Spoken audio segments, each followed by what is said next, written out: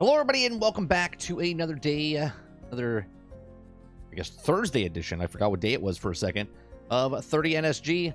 Appreciate y'all coming out and hanging out with us. We're going to be covering a couple of stories today, and we also have a podcast tonight, Thursday night, Generation X Gaming, the weekly podcast that goes over a few of the top stories in the past week, and we rant along the way. Make sure you check that out tonight.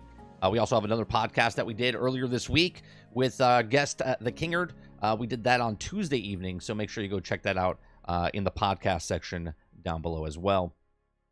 On today's show, we're going to be talking about some statistics, right? Some statistics. We have Xbox has been most covered company, and Starfield has been the most covered game this year. We also have Blizzard released some stats as well. So we'll go over a bunch of different stats this morning with the different companies, just in general of the gaming industry. And then Blizzard specifically, they released some information. So we'll cover that. I was going to go over the PlayStation blog for Suicide Squad, but then I read through it this morning and I was like, it's not really much more than we talked about yesterday. But I am going to talk about a little about what we saw yesterday. If you missed our stream or my upload, we'll cover that a little bit today as well for Suicide Squad. We're also going to cover Bethesda Starfield reveals its 2024 plans for post-launch development. So we're going to talk about that as well. And what else we got here? Oh, and if we have time, there was a thing made by Larian Studios, wrote an article about how did Larian Studios make Baldur's Gate 3 without a big publisher? And basically, I just want to, it is possible to make a good game from a smaller studio. So we're going to read that, and I'll break that down a little bit as well. So that's what's on the docket this morning. If you like what we do these Monday through Thursday from 10 o'clock in the morning till about noon Eastern. If we go above and beyond that, then we do. So make sure you hit that like button. Make sure you hit that subscribe button. If you'd like to go above and beyond that, you become a member as little as $5. What's going on, Travis? Morning, Mike and chat. One day closer to tickle the Justice League. Or wait, it's kill. Yeah. In all seriousness, I can't wait for the game to be great so I can be all I told you. I try to warn you all. I don't think it's about that, Travis. I think the game... I think everyone has the right to kind of be weary of a game. The game, when you look at it, it does remind people. I said that today in our Discord that Marvel Avengers hurt people, right? Marvel's Avengers scarred people when they played that game and bought that game, and they were so hyped for that game, and it fell short. And I think everyone did that for every other superhero game that's come out after that. Even Guardians of the Galaxy got reamed, and it wasn't anything like that. It was a single player, one game, and sold really well, but yet, or actually, it didn't sell very well. It sold good, but it didn't sell well. But it was a very good game, and people didn't care because Marvel's Avengers hurt them, right? And now Suicide Squad is like, I smell Marvel. I smell Marvel. That's what it is. And I get it. The live service aspect of it does smell like a Marvel's Avengers, but I'm in it for Rocksteady, and Rocksteady, the last time they made a game was the Batman Arkham series. They did a very good story, and what we've seen so far, I think the story looks pretty damn good for Suicide Squad. I'm intrigued by that. Even if I play the game, beat the story, put the game down, and don't touch the live service aspect of it, I think it's fine. But a lot of people are going into it like, the game is not the game is the live service, and the live service sucks because there's microtransactions. And I just feel that you can purchase the game, you can play the game without buying a microtransaction if you choose not to. Now, there's a double-edged sword here, because all the content afterwards is free, and if you want the content to be free, well, then they have to make money. Well, in my opinion, they made the money up front, because if people are pre-ordering the game or buying the game, they want to play the game. Where if now the first year's done, sales have dwindled out, people didn't buy it or whatever, then they have to keep the studios running and stuff. They already have, supposedly, I would assume they already have a year's worth of content in the pipeline, which is already paid for because they've already done it. So if people don't pay enough for microtransactions or buy the microtransactions in the store for skins or whatnot, then they could be like, you know what? No one's really going into this. Sorry, we have to stop supporting the game. But at the end of the day, you still bought the game, you play the game, and the game gets put down. People don't like the live aspect of it, but at the same time, they want the live aspect of it to be, like, continuously going, but without ever making extra money from it, you know? Well, they said 1 year. They said 1 year, Travis. What's going on, Rose? What's going on, Nervoid? They said 1 year support, and then after that, it's basically thrown up in the air, right? And I said this with Marvel's Avengers and any other game. 6 months after the game launches, they'll take a temperature and be like, what's happening right now? Should we continue moving on after year one? Or are we closing doors after year one?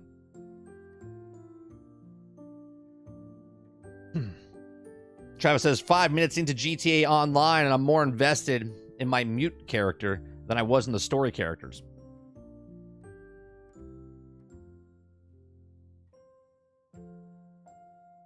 It's that way for me, 30. I want to say I told you so.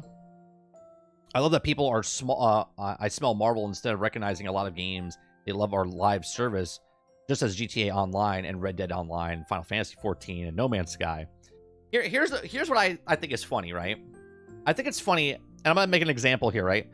People hate live service games, but they want live service games to continue, right? They're like, I want them to support it, but I hate live service games. It's almost like with Starfield, I hate that there's tiles, but then they're like, well, I want a vehicle so I can get around the tile. It's like, well, if you don't like the tile, then why are you even playing the game? If you don't like the live service, then what are you upset about? Just play the game for the single player aspect and then move on.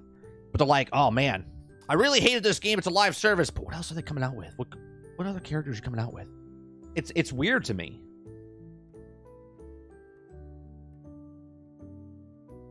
It's just weird. All right, let's go up with some stats here. We got some stats I'm going to throw at you guys. I put a post up. I was looking through Twitter this morning, and all of a sudden I saw a post from Dreamcast guy, and he's like, nobody after Starfield came out is talking about it. And he says, no one's talking about, you know what? Let me get the actual quote, because I don't want to take him out of context. I want to get the quote for what the quote is. Okay, I posted it in, was it general? No, it wasn't in general. Oh, it was in submitted stories. It was in submitted stories and adding to... Yeah. Okay. So this is what he said, right? He said, yeah, it's interesting how Starfield was just insanely forgotten. No fan podcasts, no 500 episodes, let's plays, no debate on the best waifu. I'm not saying it's the worst game ever, but I'm compared to other Bethesda games, it's just flat-lined. And then let's go to the stats. The stats are, FYI, Xbox has been the most covered company, and Starfield has been the most covered game this year. Boy, that aged really bad, huh? 83% of the console games are bought digitally, and 95% if you include PC games. That's insane. That's insane. Dave Rose says, I mean, he's right. I don't hear anything about it. But then again, I don't follow Xbox channels. But that's the thing. If you're not following certain things, right? Like, I'm not hearing anything about wars because I'm not checking the news. If there's a murderer outside my window and I open up this window right next to me and he's sitting there like this, and then I close the blinds, it doesn't mean there's no murderer outside my window. Right? The guy's outside my window. Starfield is literally the most talked about game because people just can't stop talking about it. 83% of console games are bought digitally, and 95% if you include PC games. Digital mobile games account for nearly 50% of all gaming revenue. That's insane. 50% of all game revenue is from digital mobile. Okay? Hogwarts Legacy is the best-selling game in the US and the UK, but nobody liked it. Remember that? Nobody liked it. Fortnite is the most viewed game on TikTok, 2.9 billion views. And GTA 6 is the most viewed trailer with 101.6 million. Let's go to the Gaming Biz site so we can get these things up over here. Let's see here. So there you go. Console games, $53.2 billion. It's up 1.9% year over year. Okay, mobile games is $90.4 billion. Okay, imagine that. Okay, everyone's like, mobile's not gaming yet. Boom, 90 billion, almost double of what console games made. Browser PC games only made 1 billion. So when people tell you that PC master race, I understand it's browser, okay, but that's 1.9 billion. And downloadable boxed PC games are 38.4 billion. It's up 5%, okay, but it's still the minority of all the gaming things that are happening here, right? The majority is the mobile gaming, then console, then PC master race. Okay. Boxed versus digital, 9.4 billion. Global physical game revenue, minus 3.8%. And global digital games, 174.5 billion. Okay. That's insane. Okay. Total market revenue, 5% boxed, 95% digital.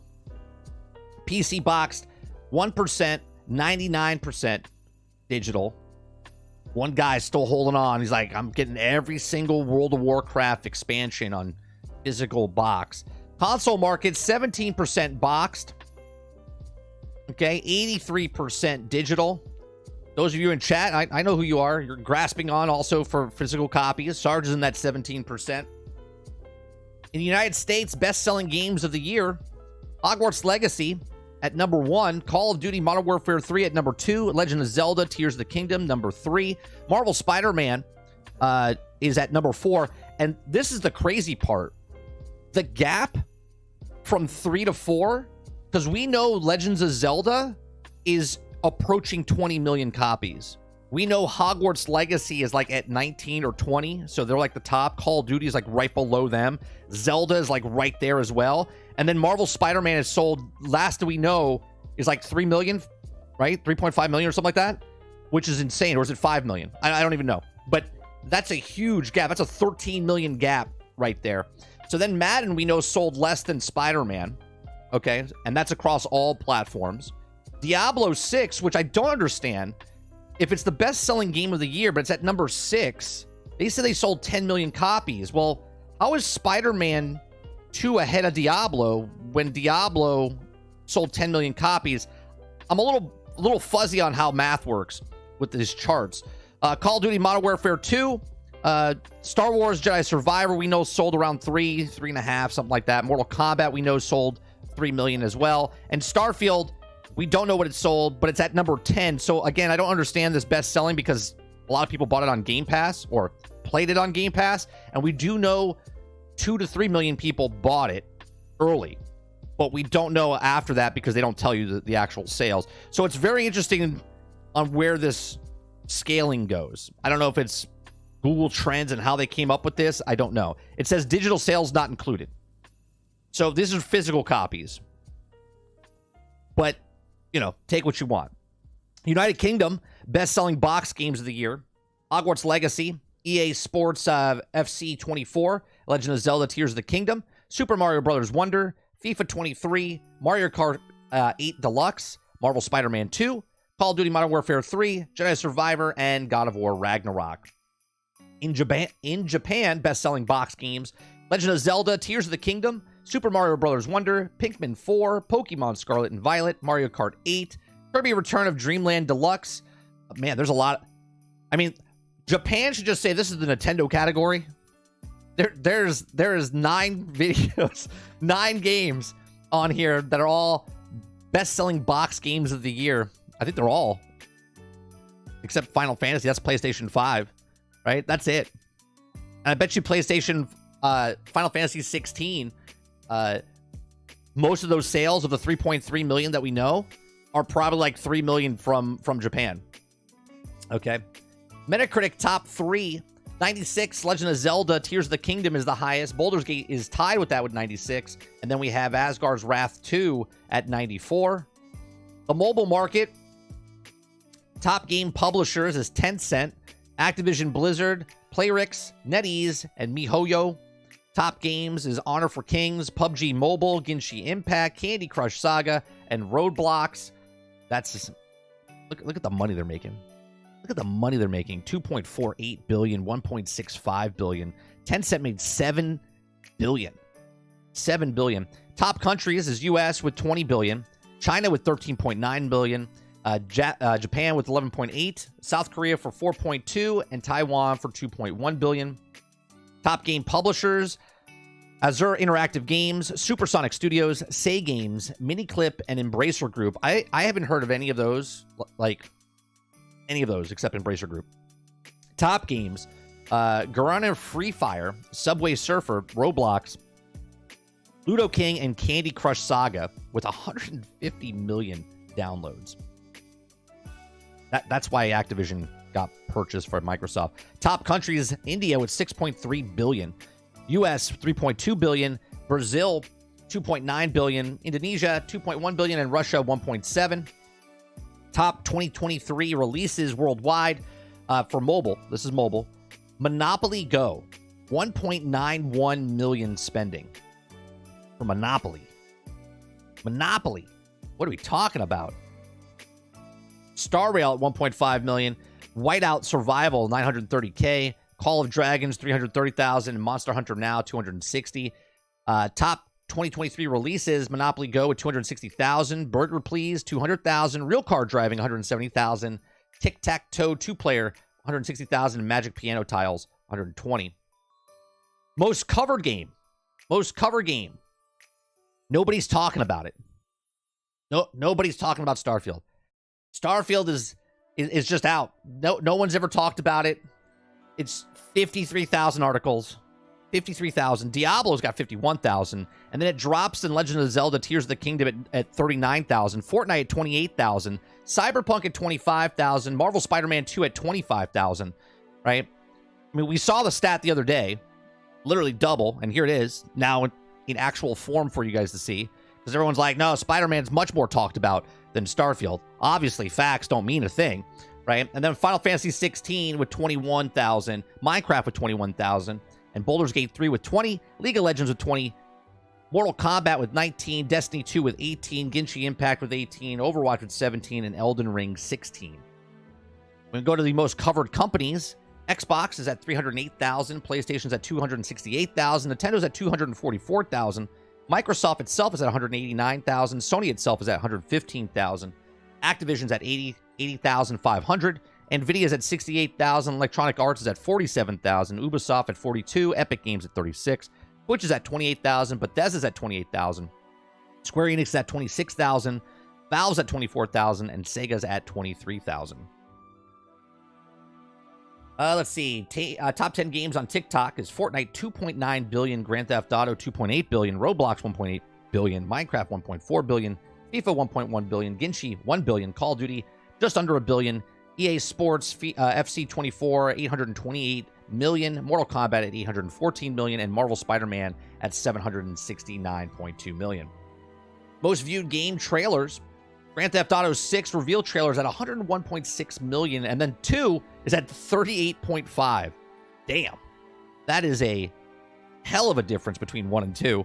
And then after 2, you have League of Legends at 31.1 million, Star Rail's at 23.3, Marathon's at 20.6. I thought Marathon had 100 million views. And we know that the Marathon reveal trailer was bot-driven because of ads, but, you know, that's another story. Call of Duty Modern Warfare 3, 20.1 million, EVE Online 24.7 million, Marvel Spider-Man 19.7, Valorant 19.5, and Genshin Impact 19.2. Top YouTube influencers. I'll tell you what, I don't give a shit. We're scripting that. And that'll be it. There's some numbers for you on the year of 2023. This one here, I don't understand. If someone can explain to me best-selling games of the year based on digital sales not included. They know the physical sales. but yet we can't look them up. So how do they look them up? Can we have these numbers? Like, why don't they put the numbers there? You know what I mean? I'm a little confused by this.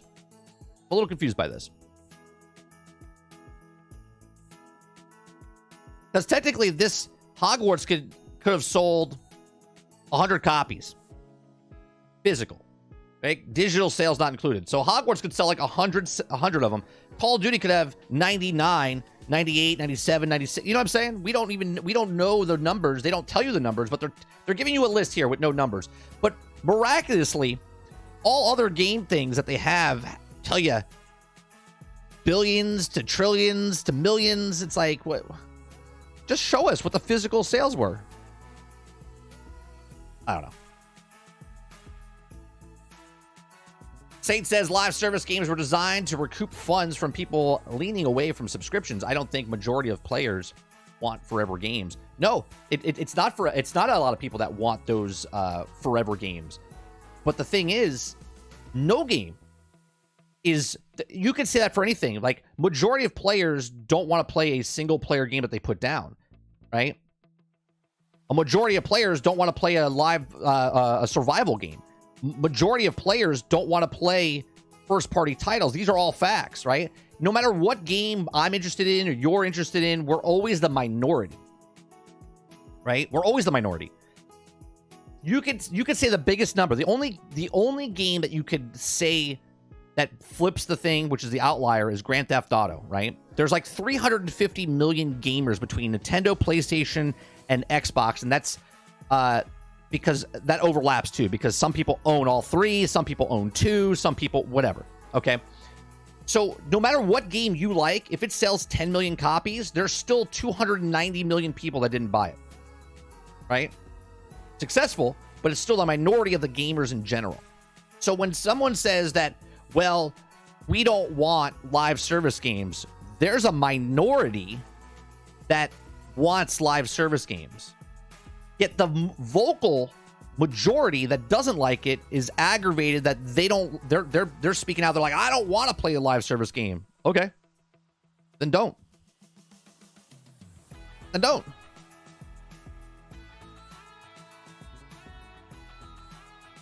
What the hell is digital mobile game?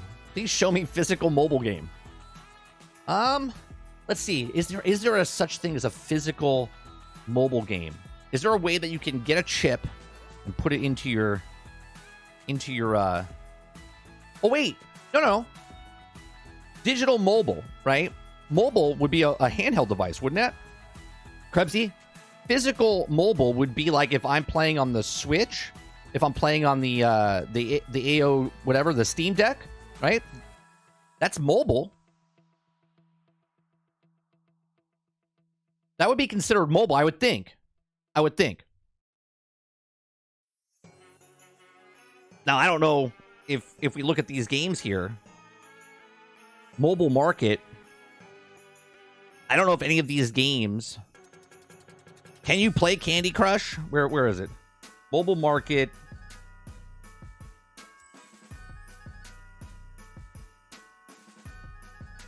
Where was that? Where was the best-selling box games of the year? Mobile game publisher, mobile market. Top games, top countries. Top game publishers, top games, top countries. That's downloads, though.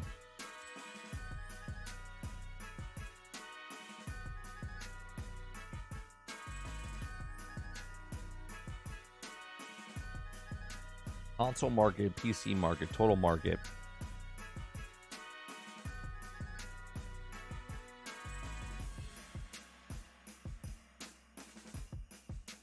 Yeah, I'm not sure. I would assume it has to be part of that. I would assume. Come on, Eclipse. I think because most people bought it on PC with digital. Math is more of a guideline than a rule. Yeah. 2.8 billion, but people don't like microtransactions, right? They only need 20%. They only need 20%, right? 20% make 80%. It's a 20-80 rule.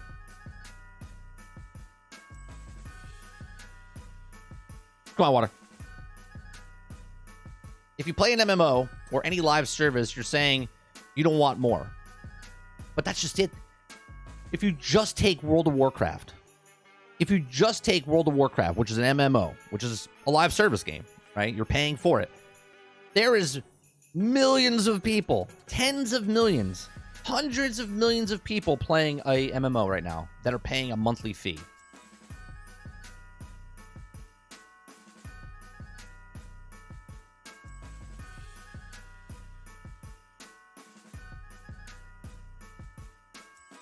So let's go with other stats, right? Let's continue the stat train here. If you guys like our content here, make sure you hit that like button down below. It helps us out. We're a very small channel. All right, so here's some Blizzard. Blizzard reveals shocking statistics for gaming in 2023. We saw some shocking already from what's it called? Hold on one second. I don't want to do that. Stop it.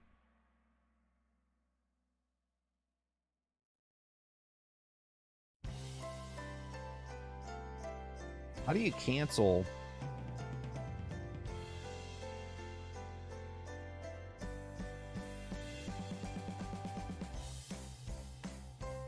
Nope. Give me 1 second. My phone is acting up. All right. Is that music too loud for you guys? Might be too loud. I'll lower it. All right. Blizzard revealed shocking statistics for gaming in 2023. Blizzard just shared some fascinating statistics for the various franchises from throughout 2023, and these stats show how big Blizzard games have been this year and how much positive changes the company had recently. It's no exaggeration that says that Activision Blizzard has been a big topic of news over the last few years. In comparison to the previous years, however, 2023 has been a full of success of the company and saw a release of Diablo 4, Warcraft Rumble, majority of Overwatch 2 seasons thus far, ambitious release schedule for World of Warcraft, and not to mention a Blizzard acquisition by Microsoft. Okay, so in a recent blog post, Warcraft, 48 million players died to Razagath, the Vault of Incarnates raid in World of Warcraft Dragonflight. Players have opened 15.8 billion packs on Hearthstone. I didn't even know Hearthstone was still a thing, I'll be honest with you. It's probably gigantic. 500 million angry chickens have been deployed in Warcraft Rumble. And World of Warcraft community raised 1.5 million for a blue check Ukraine. Diablo 4, 950 billion monsters have been killed in the Sanctuary. The Butcher was killed, 37 million characters so far. Overwatch 2, Diva's mech has crushed 26 billion players. Jesus. Is that just the explosion? I used to play her. So when she just self-destructs, 26 billion players? I guess she's OP, huh? I guess she's the meta. Overwatch 2 also has the first Pride celebration for any Blizzard game. General Blizzard, 1 billion characters were created in Diablo 4 and World of Warcraft combined. 150,000 Battle.net accounts have been activated for over 25 years. That's impressive. That's impressive. 150,000 Battle.net accounts have been active for 25 years. The blog post also went into some Blizzard's other milestones from the year. Hearthstone launched 3 new expansions, and Diablo Immortal introduced a first new class to the universe in nearly 10 years. The company as a whole also began several incentives for DE&I, netting Diablo 4 nominations for Game Awards, Innovation of Accessibility. And of course, 2023 was not all sunshine for Blizzard, and a longtime partnership with NetEase dissolved in January, cutting off access to most Blizzard games in China. And the company also affected the rampant layoffs in the industry throughout the year, caught controversy due to the return to the office mandates. I do find that a little weird, the controversy that we worked in a building. Right? That was the standard. Like, you worked in a building. Then COVID happened, and everyone's like, you got to work at home. And now they're like, hey, we got this giant building that we're paying on, and none of you guys are in it. We need you to come back. And they're like, this is bullshit. I don't want to go back to work. I like working in my pajamas.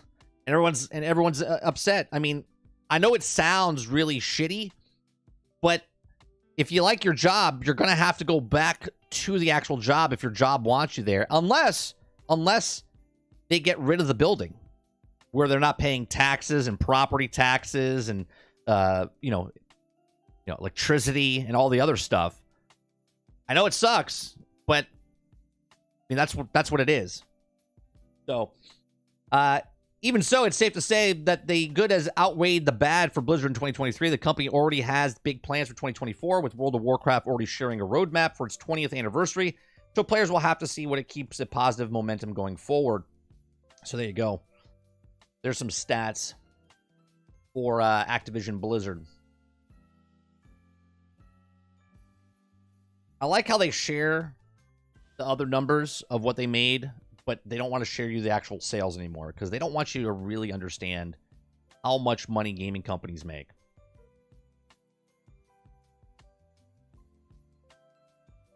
Bobby Kotick is about to be gone. Hooray. Yeah, the 29th, I think they say. What's going on, Prosy? While it's one of those games that it's the exception to the rule, sure. Yeah. It's insane. It's insane. There's always an outlier to those rules that we have.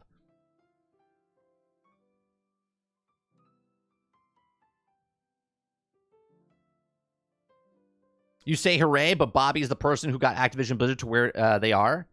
Is that a good thing or a bad thing? Are you saying because they're successful because of Bobby? Or are they successful because they made stuff in the past and the player base paid for it? We as the players, as the fans, made Blizzard what it is. We made Activision what it was. We made Halo what it was. We made all these companies the billion-dollar businesses they are today.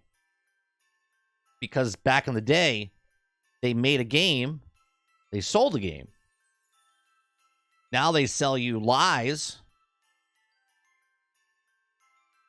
And then we're to blame when they don't sell things. They're like, well, just this doesn't sell well. Your fault, player base. Looking at you, Bungie. I've heard Blizzard is basically a shill of the greatness it once was. So they're living off the name alone, maybe. Sure, but I mean, we always have that example, right? Right? Rome wasn't built in a day, and we're too big to fail, and Rome burnt down. Right? I think there's always going to be, if it's a company, if it's a person, if it's an IP, if it's something, it's always going to raise up from the ashes, become this massive thing, and then it can't sustain this massive thing. So when it drops a bit, the world is ending. You know what I mean?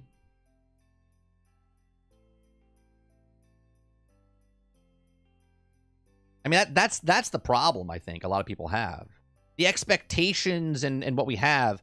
And this is why I always talk about when a new movie comes out, and I like to do movie analogies because I worked in the business for so long and I was a big fan of films. When a new movie comes out that wasn't on anyone's radar, right? For instance, The Matrix, right? The Matrix, when it came out, everyone was like, what the hell is this? You didn't expect what The Matrix was going to be, right? So Matrix 1 was a very big film because it was innovative. It was a new IP, and people loved it. So then your expectations for the sequel of The Matrix was through the roof. Because now, when Matrix 1 came out, there was no expectations. There was no expectations. You saw the movie for what it was, and you're like, holy shit, this is a really cool film. Then you had all these expectations, like, oh my God, dude, this is going to be so good. Can you imagine where this goes and this person comes in and what's happening? And then they release the sequel, and you're like, it's not as good as the first one, right? Because you had these expectations. So the second one kind of falls off majority of the time, okay? It's kind of different because a lot of people like Empire Strikes Back more than they like New Hope, but they love New Hope because it opened up the door for them from Star Wars, and then they were disappointed with Return of the Jedi because it wasn't as good as the sequel, right? So you always have these expectations that go up, and when they don't hit your expectations, it falls down, and everyone's like, oh, God, that's the worst movie of the whole series, right?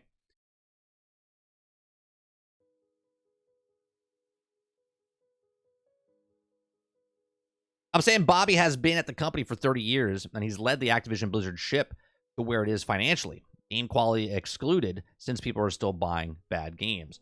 Sure.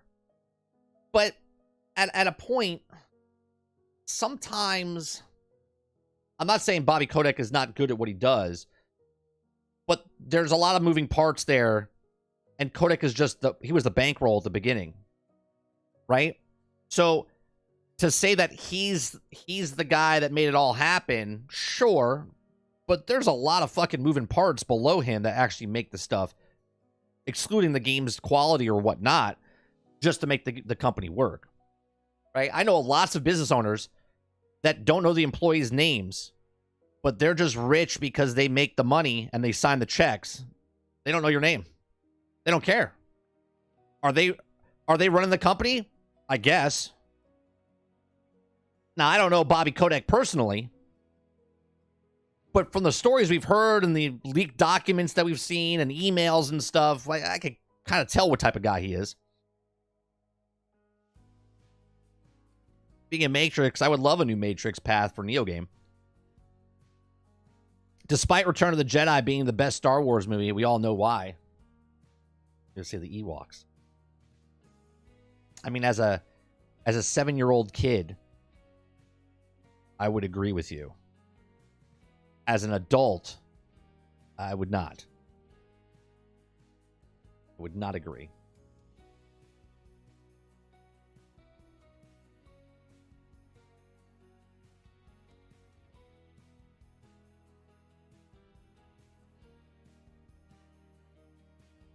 Of course it was the worst. Out of the 3, Rose, exactly. That's exactly why it was the worst. Right?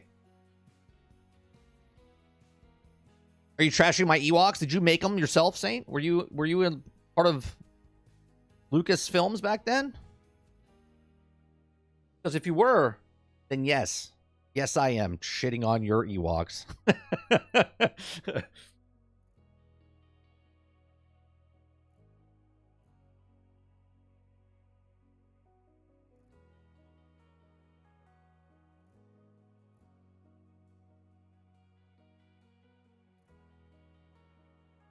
All right.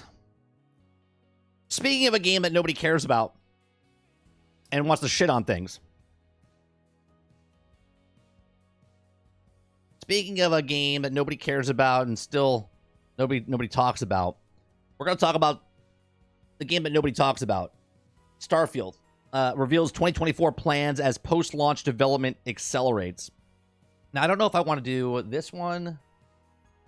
Who's expanded? Yeah, we'll do this one instead. We'll do this one instead. So they're both saying the same type of stuff.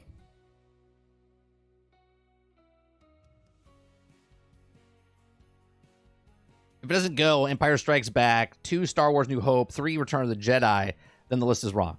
I agree. I concur. If it's not that list, then it's wrong.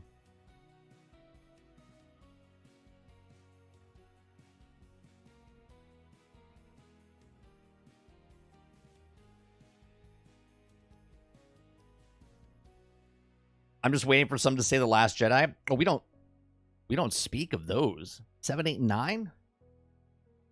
Those don't exist in my world. Star Wars ended at 6. 1, 2, and 3, 4, 5, 6.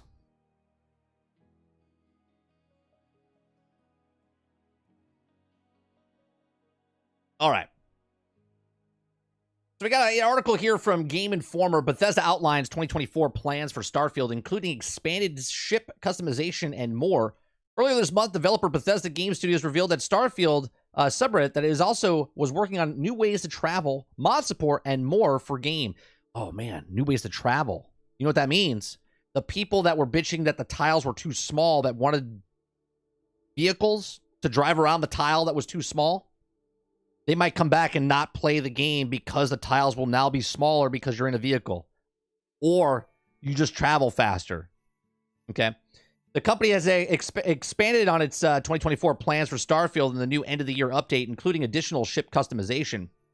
It says, quote, we'll be adding new ways to travel, and you'll now be able to access city maps. Ooh, it's like putting a scoreboard in a multiplayer game. While exploring the major cities, the update reads, for those who love shipbuilding, we also will be expanding on ship customization with ship decorations, new shipbuilding options, and more. Do you know what I read when I see that? What's going on, BX? You know what I read when I see that? For those who love shipbuilding, We've got microtransactions for you coming to the store next year. We also will be expanding on ship customizations with small little microtransactions that you'll also be able to purchase and maybe earn, and new shipbuilding options and more. That's what I hear when I read that. Quote, we're also excited to be adding all new gameplay options with the new settings. You'll be able to alter your gameplay to allow for an easier or more challenging experience that will expand beyond the normal difficulty settings. This will also you to easily customize carrier capacity, cargo, access distance, ship manage, vendor credits, and how do you suffer inflictions, new survival mechanics, and more. You know what I read about this? This is the read between the lines that I read, is that we're going to be a little slow releasing content, so we're giving you, the player, the ability to change the difficulty and customize it so you don't get frustrated, because we will not be releasing so many things at the same time. We would like you to do it yourselves. So challenging experience will expand beyond the normal difficulty settings. These will also make it easy to customize carry capacity, because you're like, like I was complaining yesterday. I'm like, why am I only carrying 30 of this stack and 50 of this stack and 80 of that stack? They're like, you could change the capacity, the cargo access distance, so you don't get upset that you can't access the ship damage, the vendor credits, how you suffer inflictions. You can change all that yourselves, okay? Bethesda says that these updates will begin rolling out in February, with the team targeting updates roughly every 6 weeks. I don't like that they put that out there. I know there's 240, 250 people working on the game, but now that you're saying roughly every 6 weeks, what I read there is Battle Pass, Season Pass, whatever you want to call it, an extra thing that they're going to be able to, you can customize your base and your ship and your character and whatnot. And we did know that was coming in, right? Now, obviously, they're not saying that's coming in, but we did know there was some sort of store down the line. I mean, you would have to be living underneath a rock if you didn't know that. Beginning early next year, Starfield will be getting its own exporter and also have access to new creation kit, and the update reads. The update ends with Bethesda teasing Starfield's first expansion, Shattered Space, which is due out next year. And it will feature a new story content, new locations, new gear, and more. Elsewhere in the update, Bethesda shares some interesting statistics about Starfield players in 2023 so far. So 22 million days played so far across all players. 40 hours is the average play time per player.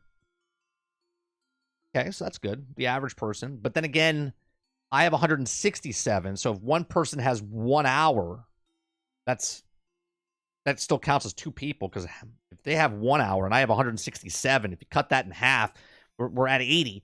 So technically, you could put 2 people with 1 hour, and so we'll see. 26 million hours spent building ships, 1.9 million planets visited, 4.5 million outposts visited. Most dangerous faction is the Ecliptic, ranking up 12.2 million deaths. The most dangerous life form, ranking up 1.7 deaths. The Battle Meal multi-pack is players' favorite meal, eating 18.3 million of them. The Combat Tech Beowulf is players' most trusted weapon. 1.6 million people are Starborn players. I would assume that's probably 3% of all the players that played. Starborn players, means you have to beat the main story, right? The most used power is the Sense Star stuff, and 5.1 million players have crossed Unity. Okay, so there you go. There's some stats for you. For more about the game and Game Informer's Starfield review, there's also read about it. The biggest launch ever for Bethesda games. After the check out the story about the Starfield. So there you go. So there's some stats for you and what they're bringing out in the future of Starfield. What you guys are saying in chat. Land vehicles. Farmer says, can I just point out something funny? Starfield did the same thing that Cyberpunk did, but you still stand for it because Game Pass. What? Wait a minute. You're saying that I'm not giving it fair criticism, Eclipse? Or I'm sorry, Farmer? You're saying that Starfield did the exact same thing as Cyberpunk 2077 CD Projekt Red. The exact same thing. That's what you're saying. You're saying that Todd Howard came out and said, we're not releasing a broken, buggy game like those other developers, and the game will be this phenomenal thing at launch. You're saying Todd Howard said that exactly the same, as CD Projekt Red's guy who came out with an apology video apologizing about how Cyberpunk came out. You're saying that Starfield came out the exact same way where Sony stopped selling a game. Now, obviously, they didn't get this game. Where Xbox stopped selling a game because it was broke, buggy, and unfinished and didn't want to sell any more copies? Is that what you're saying? The exact same. I need to rewatch the original trilogy as a Christmas tradition for me. I also did DVD, so they're editing the Blu-ray. Can't stand the Blu-ray version. I don't like the extra stuff that they put in that Lucas did. I mean, it's his vision. He can do what he wants. But the best version, in my opinion, is the Laserdisc version. But for those who like shipbuilding, it's time to add space skulls and bones. People would flip. Didn't Cyberpunk rebuild the entire engine and add stuff, though? This is even possible with the type of engine Bethesda has. Let's see what else. I would like to equate microtransactions to paid mods. Yeah, that's exactly right, Saint. Carry capacity is a good send. The game as a service now. Best ongoing game 2024. That's right. Cyberpunk is the best ongoing game. It's a live service game. Are you serious right now? Did you play Cyberpunk when it first dropped? Because I played them both, and Cyberpunk was a mess. Cyberpunk 1, best ongoing. Does it really matter? By the way, no one go and waste your money to watch Aquaman 2. It's extremely terrible. Oh, did you watch it, Stealth? It's bad. It's bad. Rose says, well, Xbox never stopped selling anything, no matter how. Hence Halo and Redfall. True. But the thing that Farmer's saying is it's the exact same that would happen with Cyberpunk. Starfield released in a poor state. Now they're promising tons of updates. It's not even remotely the same. You are correct that this game came out and it wasn't the most polished game, but it was the most polished game that they've dropped. And it might be in the standard of Battlefield 2042 and Cyberpunk 2077 and whatever else game you want to put out there. But it's nowhere in the same state as what CD Projekt Red did. Okay, CD Projekt Red, what they did is almost the same exact thing that No Man's Sky did when they were marketing their game. Okay? If you go back, it's not very similar. It's not very similar. If you go back and watch the videos of Starfield from last year when they were telling you what the game was, people hyped the game up in their own thing. I literally had a video talking about how the starship was just going to go up in a cutscene and go away. And that's what you're going to see 1,000 times over and over. Okay? So for people not to see that and go, well, I thought that was going to be... That's on you. Speaking of expectations about a game and hyping up something, okay? Hence why I don't get excited for not many things in the video game space. Right? I have a podcast with Sarge every Thursday, 8 p.m. Eastern, okay? That you can watch us go, we'll see. Yeah, it looks good, but we'll see.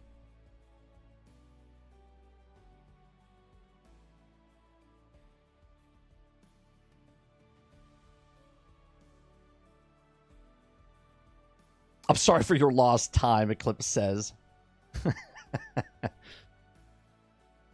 When Cyberpunk released, it was basically Cyberpunk, the Glitcher Edition. There is no way. The only reason you say that statement, Farmer, is because you blindly love Cyberpunk, which is fine. I don't blindly love Starfield. I enjoyed Starfield. I played 167 hours. I played 168 hours in Diablo 4. I play a game because I like the game, but I don't blindly love something where I won't talk shit about it. I talk shit about Starfield just like I talk shit about any other game. The reason that you think that you made that statement is because you love, okay, Cyberpunk 2077, and you think it's unfair that I'm not comparing it to that game because I gave that game criticism as well. Well, the criticism for that game is completely different because it's for CD Projekt Red, not for Cyberpunk itself. It's for the company, not the game. Todd Howard overpromised and underdelivered as per usual. The difference is apparently people don't remember Cyberpunk for the first year was fixing bugs, nothing else. 3 years. 3 years, Eclipse. Todd Howard has overhyped every game Bethesda has ever made. Overhyping something. Any company. Doesn't matter if it's Todd Howard. Doesn't matter if it's Peter Molyneux. Doesn't matter if it's I don't know, name another head of studio, okay? Doesn't matter who it is. Overhyping something is not what someone can do. It's what you can get from them when you're like, oh my God, that sounds so good. That's so good. It's because you want it to be so good. Your expectations are so high that you disappoint yourself, okay? A person that's speaking up about something can be a hype man, okay? That's his job or their job or her job or whatever you want to say, okay? But to take that's on you after they do it, not on them. Dave Rose says, Cyberpunk was so bad, I still haven't gone back to it, kind of just lost interest with all the issues. And my issue, Rose, is because of what CD Projekt Red did. Not because of what Cyberpunk is, as the company makes the game. But what they did as a company, just like you said, I've lost interest when they were doing it. I was super hyped for that game. Super hyped for that game. Until it came out and hit like a wet fart.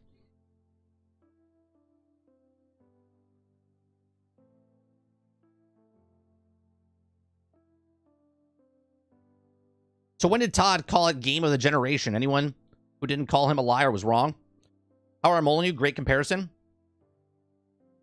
See, hype men are hype men, right? Why do you think Todd Howard goes on stage and talks about the games and not other people?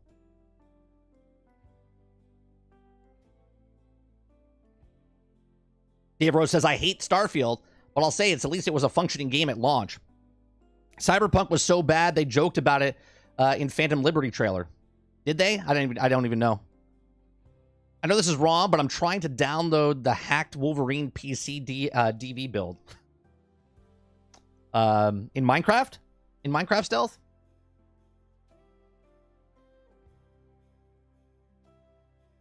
I don't stand Cyberpunk 2077. I'm just criticizing your criticism. Well, you're criticizing my criticism, but you're not doing it truthfully. Because the criticism I have is not with Cyberpunk 2077. It's with CD Projekt Red, and you're here long enough to know that that's what my problem is.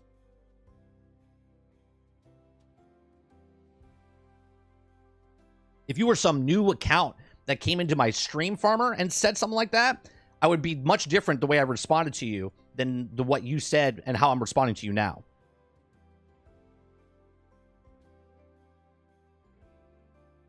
No offense, Travis, but you just had a Travis moment, Farmer. You criticized me for doing something I've never done.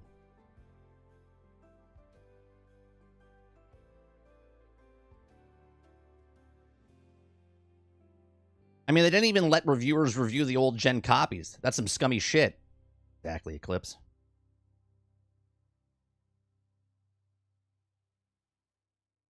I mean, he had no mic skills, but he was a great hype man to get any crowd going. Right. No offense, but let me offend you. Well, I know you're not going to get offended, Travis.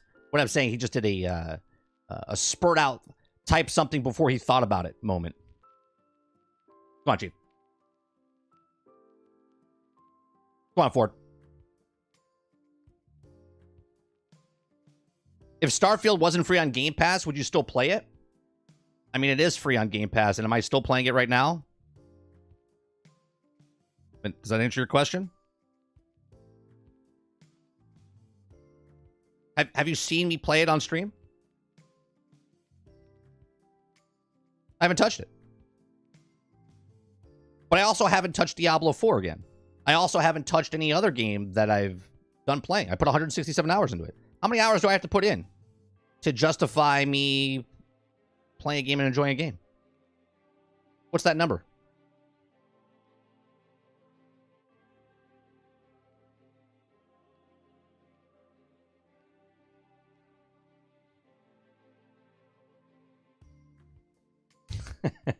Hey, I keep the conversation going, so 300 hours must be a terrible game. 1,000 hours, that's when it gets good.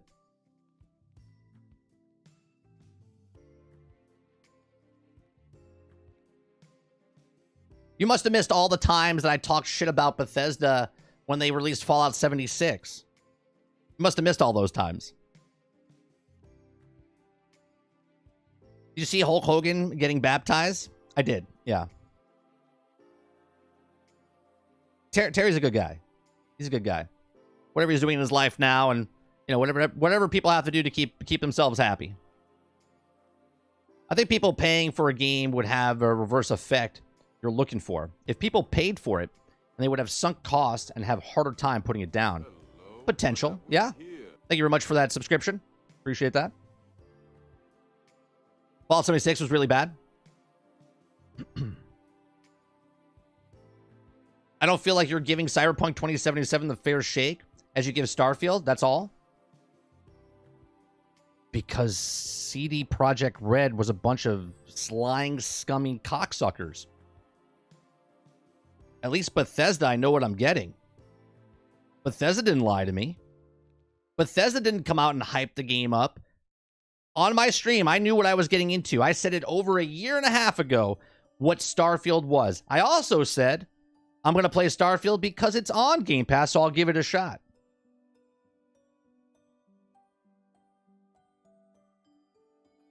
I have CD Projekt Red's game of Cyberpunk 2070 gifted by my mod last year, and I never downloaded it. On morals alone. Not the first game. Not the first game. Borderlands 3. Okay? Never played it. Never touched it. Because the developers during that stage were a bunch of cocksuckers.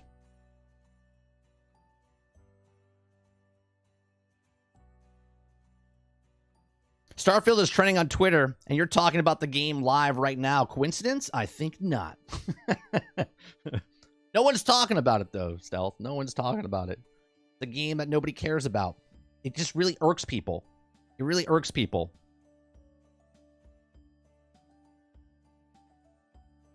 Big ups. Thank you for that. Appreciate the sub. Todd Howard lies every time he touches a microphone. He never came out and said we're releasing a game that's not broken buggy. The fact that CD Projekt Red, I'm gonna hold that line. The company, not Cyberpunk 2077, CD Projekt Red came out, made fun of Bethesda and other games that came out broken buggy and said we're not doing that. Right? See, it doesn't really matter what I think, Farmer, because they made all their money back for that game on day one. On day one and more. CD Projekt Red executives, we can't attack the devs these days. 30, or you will judge drum symbol. Wait, I missed that whole. Let me read that again, Krebsy. I didn't do it justice. The CD Projekt Red executives, we can't attack the devs these days. 30, or you will. Right? Is that what it is? The game didn't create and release itself. CD Projekt Red did that. Right. And I, as my own person, didn't like the way it came across. We watched stream after stream after stream of Cyberpunk. I talked about how excited I was. I was like, oh man, this looks good. But I don't pre-order games. Right? I don't pre-order games. So I didn't play it early. And then as the week occurred right before it came out, there was review after review. Well, we didn't get these copies. They're not letting copies go. And then people are like, oh, it's a buggy mess. And you start watching all these. And I'm like, holy Christ.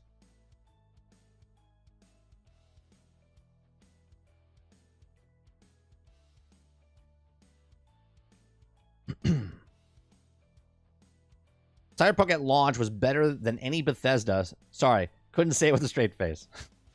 Companies screwed themselves launching bad on purpose. Thank God I was on PC at the time. Judged Christopher Judge and the Game Awards. I don't know where you're going with this, Krebsy. I didn't judge Christopher Judge. I thought his joke was fantastic. What do I think Bethesda could do to bring back players to the game? Unfortunately, big ups, I don't think they have to bring anyone back to any game. Because, one, the game is a Microsoft first-party title. Two, the game is on Game Pass. Okay? That would be like saying, how is Sea of Thieves going to bring people back? How is Forza Horizon going to bring people back? How is Grounded going to bring people back? Game Pass. Game Pass is their model. So anyone that's playing the game that's interested that has Game Pass goes, oh, what? Let me see. They just did an update, or they're going to do an update. Or no, they just did an update for Fallout 76, right? 4 years later, still on there, right? People go back and try it out. Redfall, 6 months later, 7 months later, still on Game Pass. You're like, oh, let me go see what the updates are. So unfortunately, I don't think doom and gloom is happening. I don't think people understand, like, there's still people playing Skyrim.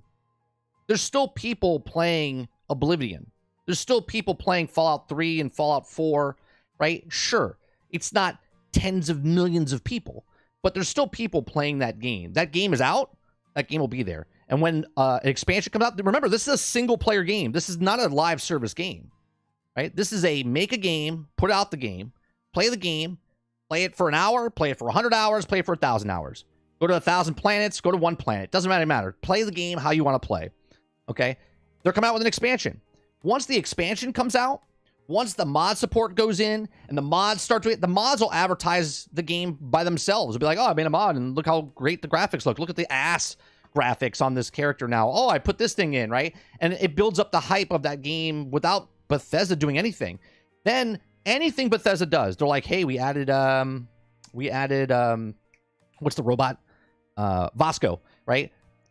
We added a skin for Vasco. They'll be like, oh, look at this. You see this? They're charging $10 for a Vasco skin in the mod store. That gets them hyped up as well. People write articles. People talk about it. And that's what it is. Bethesda's doing what Bethesda does. Like, there's no hiding what they're doing. They're doing the exact same MO as they've done with every other game they've ever come out with leading up to this point. The only difference is now this is a sci-fi and it's brand new. It's the shiny new thing. I don't think they have to do anything. We're actually going to watch a video of Bueller News. He's doom and gloom. He thinks that the game can't be saved. Done. It's over. Right? Which is weird to me, considering that No Man's Sky 7 years later flipped it around. That 2042 made a better game. Cyberpunk 2077, who won Best Ongoing Game of the Year, which is just a big... I can't even say it with a straight face. Okay? Won Best Ongoing Game of the Year. Okay? 3 years after. So for someone to come out and say doom and gloom that Starfield's done, I feel like you're just like saying that to get that shock value out there.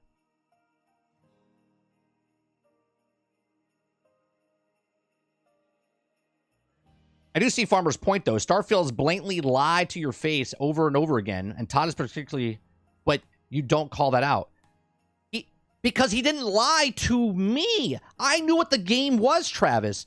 If people... Look, if someone tells a fib or a lie and I don't believe it, I didn't fall for his lie. I knew exactly what the game was when the game came out. I told you a year and a half ago that it was Fallout in space. And then everyone had to wait for the game to come out to go, oh man, this is just Fallout in space. I don't include myself in lying to me because I already knew what the game was. I didn't give myself expectations of what the game was going to be.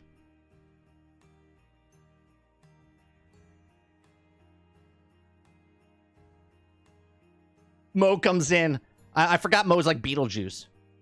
Starfield. He's like, I feel a disturbance in the force. I gotta go to 30's. I gotta go to 30's stream. He's talking about Starfield.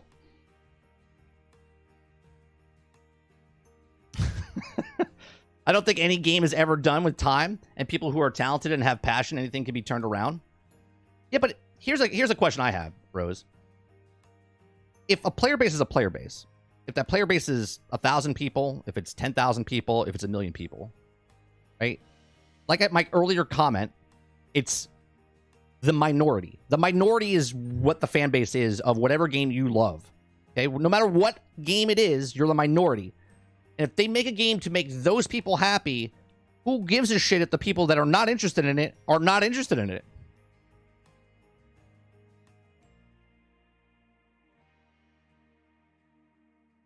Starfield is doing updates every 6 weeks next year, apparently. Yeah, and I hate that they said that. Because the one time they don't come out with 6 weeks and be like, they fucking lied. I hate when they put dates. It's not even just Bethesda. It's anybody that puts a date and says, oh yeah, we're updating Bungie did this all the time. Yeah, every 12 weeks we're going to be doing something. And they're like, we can't do it every 12 weeks. It's just impossible.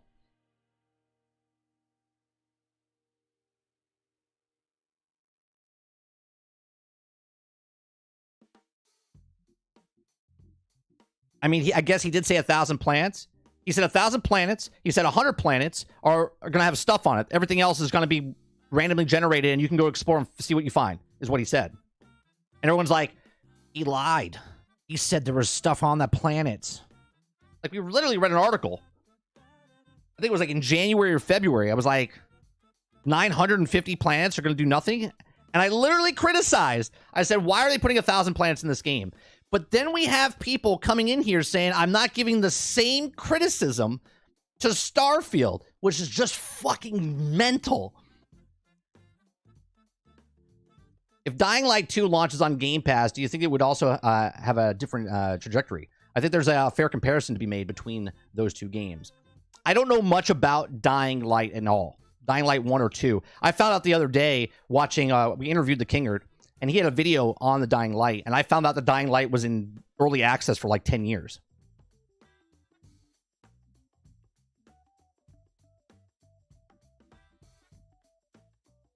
However, Bethesda does say, be that the bug update content, etc., and it can be pushed bug fixes every 6 weeks. Easy.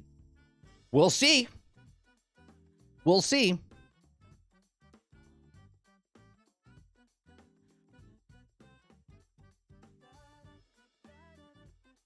Am I allowed to say we'll see? Is that fair criticism? I've said that with every game that comes out with a hype thing and they tell you something, and I'm like, we'll see.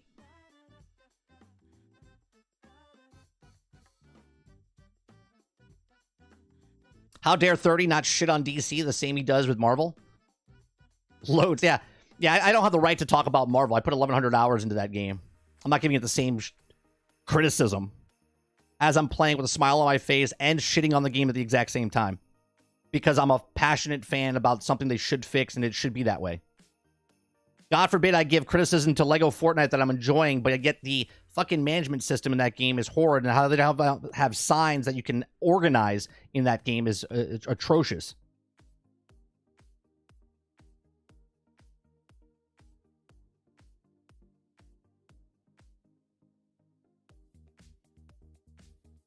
I definitely put his foot in his mouth with that date, because he's definitely going to miss one. I know, Rose. When they put a date out like that, they're like, yeah, every 6 weeks. We're coming out with 6 weeks. They're like, oof. Hell, as a content creator, I'm like, I don't want to promise I'm going to do a stream this weekend. I'm like, I don't know if I'm going to do a stream this weekend. Because I don't want to say I'm doing a stream and then go, oh, yeah, I can't do the stream.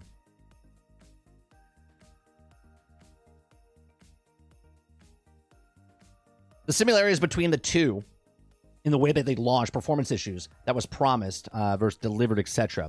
But one launched on Game Pass and one didn't. I think what it is take Game Pass out of it, because Game Pass is not a free thing, right? If it's a game that's like a free-to-play game, like a Fortnite or Call of Duty or Apex Legends, anything like that, where you're playing a game and it's free to play, that doesn't get as much criticism because you didn't put anything up for it.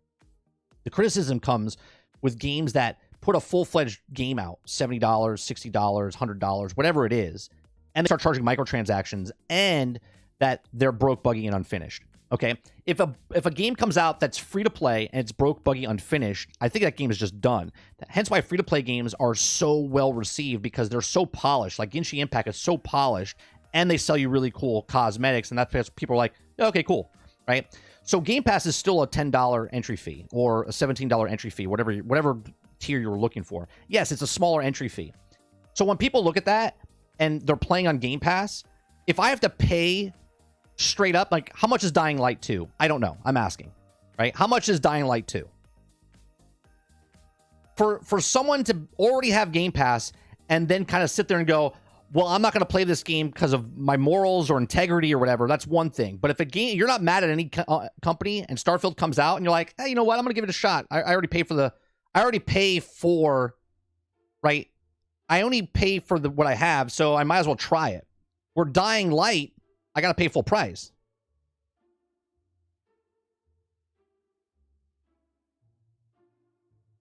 $30, you woke up on 1 and I'm here for it? What do you mean I woke up on 1?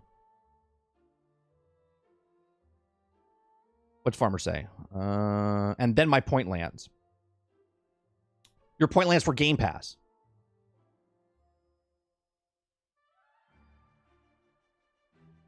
I really don't play those games. I delete Starfield. Delete. Launched it was $70, but now probably 30 or 40. Yeah, there's a different thing. Like, you could go out and pay for Starfield if you wanted to. You could have gotten the 3-day early access if you didn't have Game Pass and pay that full money. Now, the person, this is very specific now.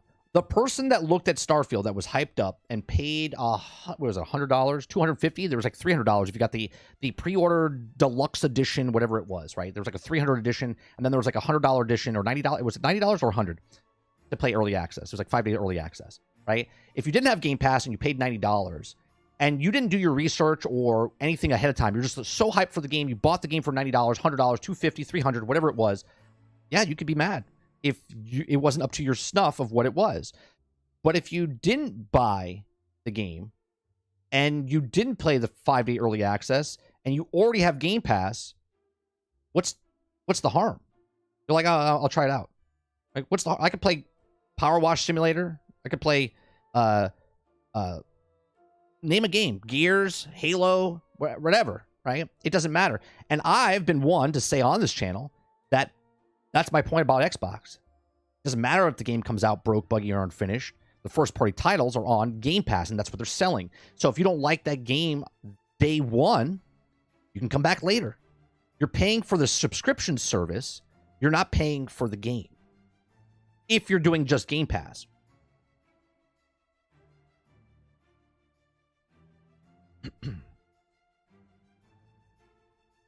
So sure, if I buy anything, if I buy this controller for $70 and then it breaks within a month, I'm pissed.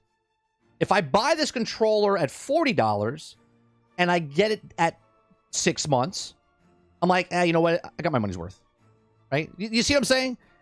Price has value, but it's different for everybody. If I pay full price for something and it breaks really fast, I'm gonna be like, what the fuck is this? But if I pay really small amount of something and it still doesn't work, you're like, it's all right. I didn't pay full price for it.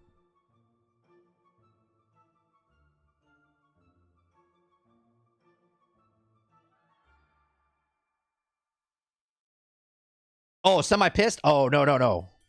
This is not pissed. This is I'm an Irish Italian. I'm an Irish Italian. I am loud and passionate. Okay, there's no pissed factor. When you hear me scream and like you're fucking morons, that's not me getting mad. If I had a heart rate monitor, it would be like this the entire time. If you want to say it's like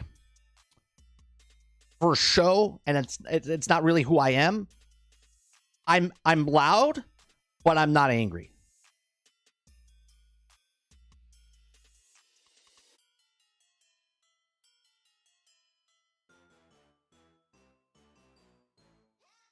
Irish Italian? God, sport events must be hell for you. I mean, I used to be really passionate about sports, Travis. I can eat and drink. I can eat and drink.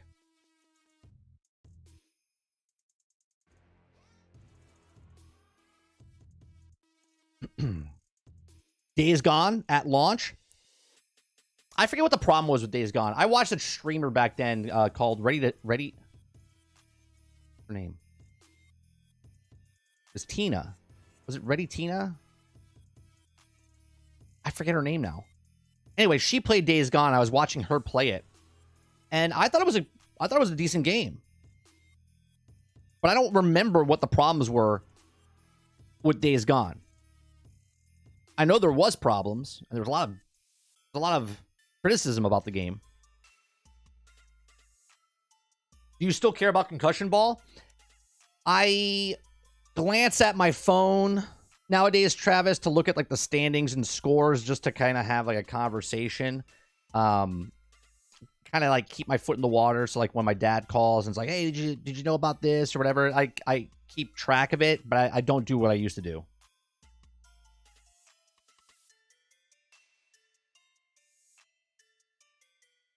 The problem was you had a bunch of whiny people who couldn't handle a gruff biker staring at his wife's ass, at least according to the lead writer. Is that really what the problem was? Is that what the problem was? Like the character, not the actual game itself? Like it wasn't broke, buggy, and unfinished. It was they didn't like the character or the writing. Is that what it was? Is that why it got criticism? I don't know. I'm asking.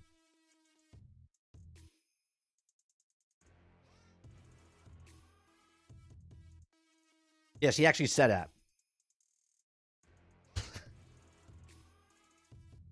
I'm not going to bring it up. I honestly don't care, but I just think that's funny if that's why the game got shit on. Was he too manly? Is that what it was? He was too manly and he was objectifying a woman or something? Yeah. Rose, when I watched Ready Tina, that was her name, Ready Tina. When I was watching Ready Tina, I thought it was great. I was asking questions. I was looking at the game. I was like, oh, this is pretty cool. The story seemed good.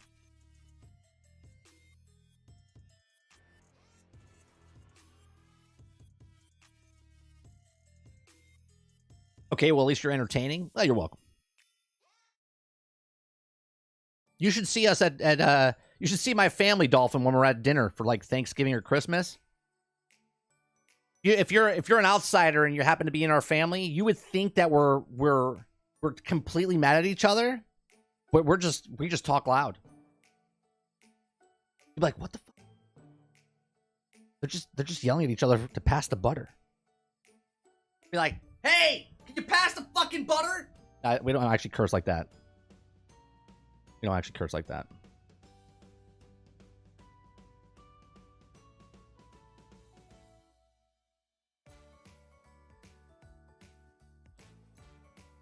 No, it was very buggy when it came out. The devs said that this is why people didn't buy it.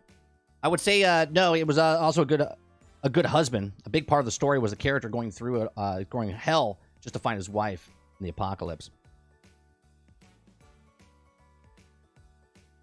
Days Gone had a lot of bugs, missed subtitles, lower texture quality, controller input was rough, frame rate issues, etc. Didn't it get more criticism when it came out on PC for the buggy port? I kind of remember that having more problems on PC than it did when it came out on PlayStation.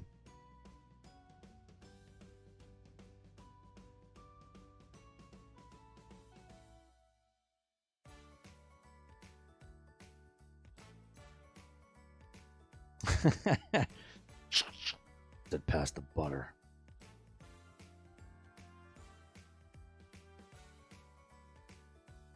Oh, my family's a hoot.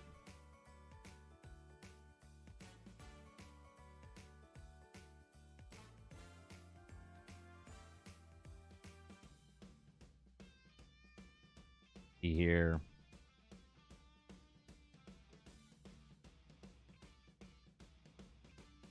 Director John Garvin responds to the fan on Twitter, woke reviews couldn't handle a gruff white biker looking at his date's ass.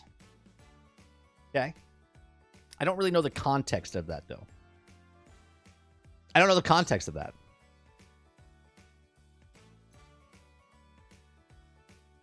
The clip says, no, it was like that when it came out on PlayStation 2. It was very buggy.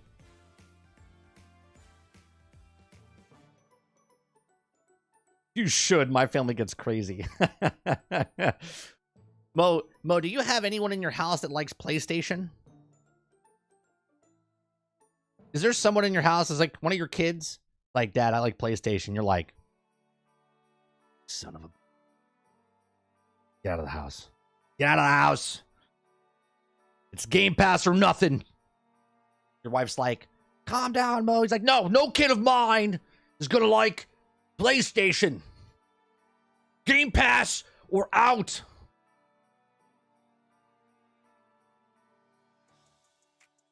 Your kid comes home one day. Like, Dad, I'm sorry. What happened? Did you break the car?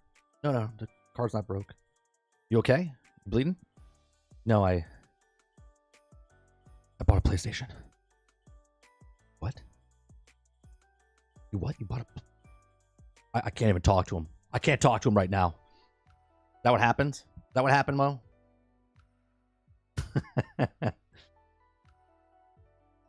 I'm going outside. I'm gonna barbecue something. I'm going out. I'm barbecuing.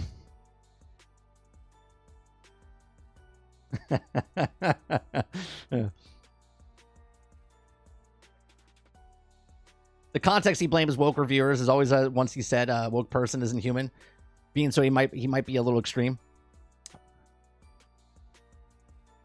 Wasn't it his date that they were married and he thought she was dead, found out she wasn't, and went searching for her? I could see Mo saying this. All my nope. All Xbox, but my son's friends like PlayStation. Boy, their conversations are crazy. I can just see that. I can see you. I don't know why. I picture this, Mo, right? I've never seen, besides your little picture, right? I've never seen what you look like, right? I've heard your voice a couple times when you play games, but I can see you on the couch just like playing. And then your sons are sitting, your son's sitting next to you with his friend. They're talking about PlayStation, and you're like, ugh. And you stay quiet because you don't want to jar in, like, you know, you don't want to interject. So you just sit there.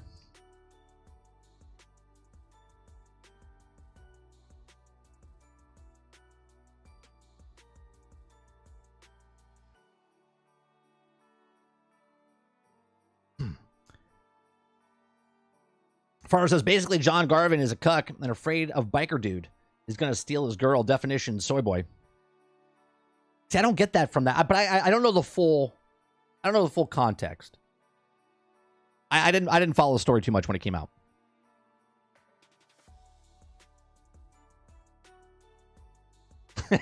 Right? I got you, Mo. I got you. No. Mo seems like a person... If it was an adult, Rose, Mo would be vocal. But I don't even know how old his kids are. But if they're talking about something, I can see that Mo would hold back. He would hold back to say what he says, like in chat and stuff like that. Because he's just playing the games. He's sitting there playing Game Pass. He's just playing games.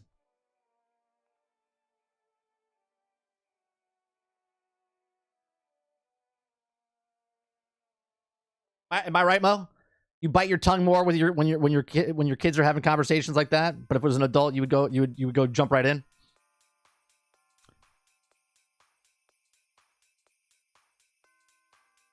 I'm very proud, though.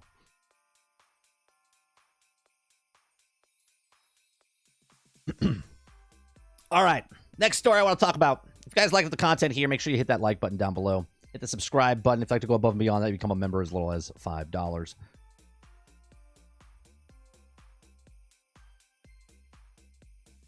All right. So alleged Suicide Squad Kill the Justice League leaker admits they made up parts of the plot. What kind of world do we live in that a person that leaks something then makes up something and then comes out and then admits that he made up something?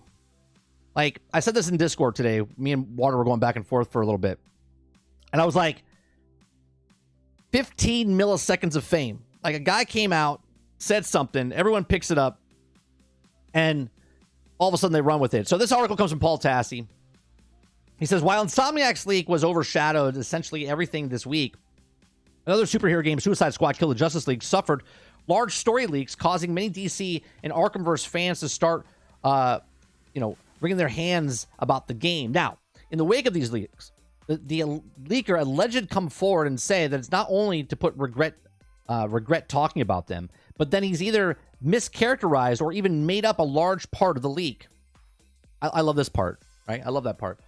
He came forward and he feels regret. I was so pressured to pick up the stuff and then type in a bunch of bullshit on social media. I regret it now. Okay. It's a little tricky to discuss without giving specific examples, which of course spoilers, but I'll do my best in the channel and to assess the length apologize omission that was posted Reddit without specifics. Now, I'm going to trust Baltassi, but I'm going to go back to this screen for a second. I'm going to scroll down for just a second. Make sure there's no spoilers, because I don't want to spoil anything story-based wise for anybody. So let me just breeze through here and make sure, because I never look at these stories.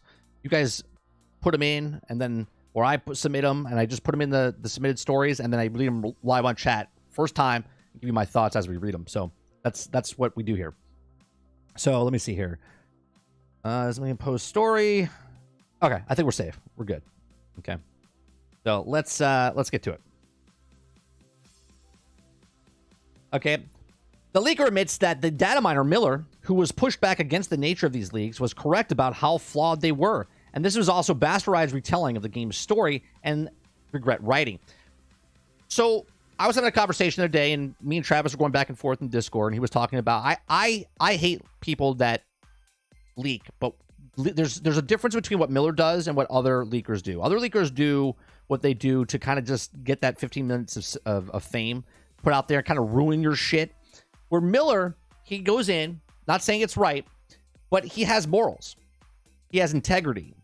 So he says he knows the stuff, kind of gives little hints and stuff there, kind of keeps us the hype going, okay?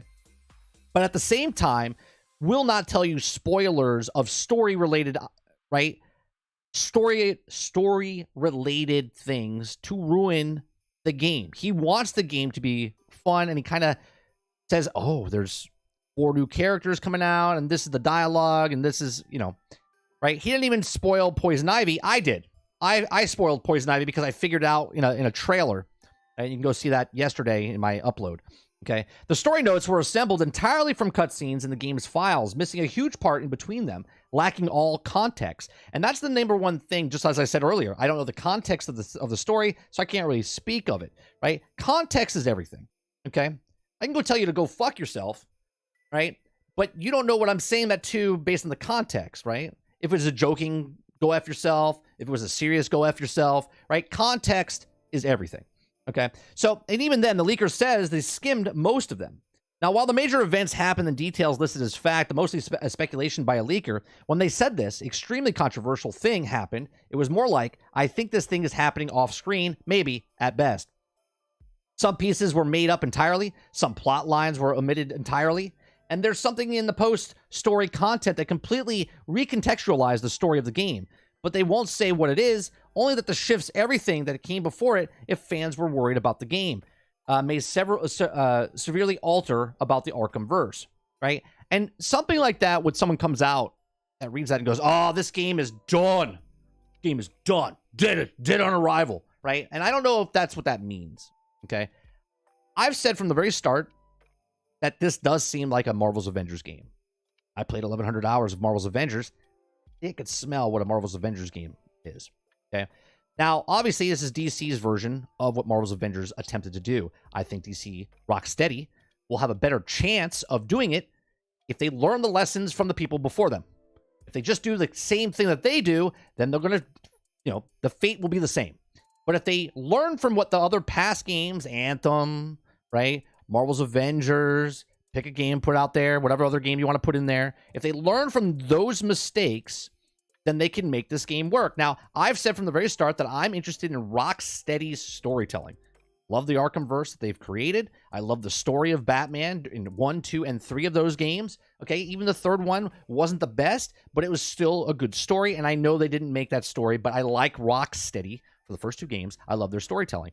So until they disearn my trust, like CD Projekt Red, love The Witcher 3, okay? Next game coming out for Cyberpunk was Cyberpunk 2077, and CD Projekt Red ruined the goodwill they made from Witcher. Now, could Suicide Squad and Rocksteady ruin the goodwill they got from me from playing the Arkham games? Yes, they could, but I'm playing for the story, and the rest of the stuff is bonus or garbage, all depending on where you look at from your point of view. Now, there is something... I already read that part. It says, in short, while writing this, because I saw the damage of what they revealed was the game, realized that badly screwed up and not just spoiled things, but released a lot of incorrect information, and now they regret it. Nice to say this hindsight, I suppose, but the damage is done, and 20 times the people will see the leak and see the apology and the correction of the leak. It remains to be seen if the fate of Suicide Squad will be, but there'll also be a mass negativity surrounding this leak. But now it's also been revealed large chunks of it are false, mixed characterized. Meanwhile, everything leaking out of the closed alpha I've seen has been extremely positive, and I keep hearing that to convince people to buy the game who are very previously on the fence. This Rocksteady is still pushing forward, sharing its lengthy new videos about the game of Suicide Squad Insider Series, which you can see my reactions of it. I uploaded it yesterday, episode which also aired yesterday, and also had my own reservations about the game, but leaks like this serve no one, and even worse, they fake elements of paint the game in a worse light. And I think that's a problem in the industry itself, right? Because of social media, anybody can post something and be false about it, right? They can lie about it, say things. I saw things. I've seen things, right? And that's the problem with the industry, right? So again, if anything, don't take leaks that you read on the internet as gold. Don't take them from, just take it for face value. You want to get hyped, and you're a hype person for the game. If these leaks make you hyped more for the game, then cool. But if you're not hyped for this game, and you look at these and go, oh, they screwed it up. They completely ruined the DC brand and all of this other stuff. It's like the sky is falling. You're being, you're being like over correction, right? I can't even think of the word. Put it in chat, right? Like, you're one way, and then all of a sudden you flip it down to the other side. Like, don't overhype yourself for a game because you'll just disappoint yourself, right? Just take it at face value. Watch the insider video, okay? Go to forums and read what the developers are saying. They talk on social media. Instead of going to someone's random channel, okay, on Twitter, and going, well, this is real, and yet the developers are showing you footage, okay?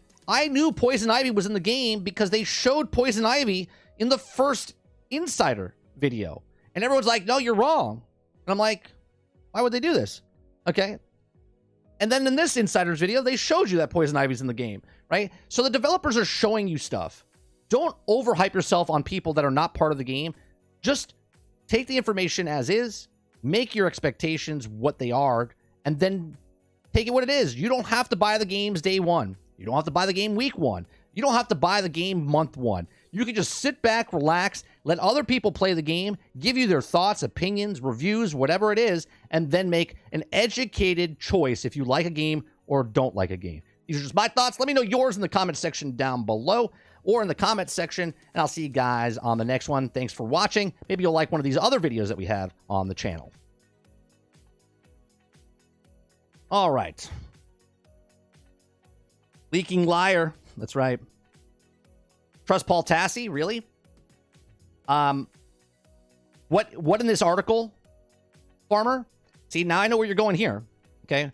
What in this article is Paul Tassi saying that's not truthful? What is he saying that's not truthful?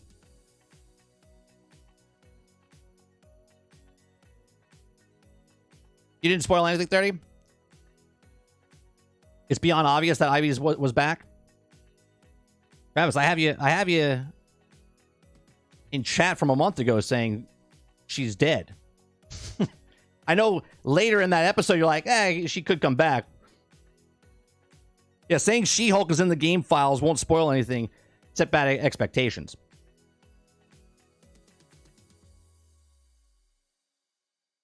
Well, since nobody likes She-Hulk. So the leaks were true, though. So I don't know, like Ivy being a kid being leaked. Well, Poison Ivy was leaked, but then I leaked it because I knew she was in the game a month ago, Rose. But now it's official that she's in the game. But they showed it.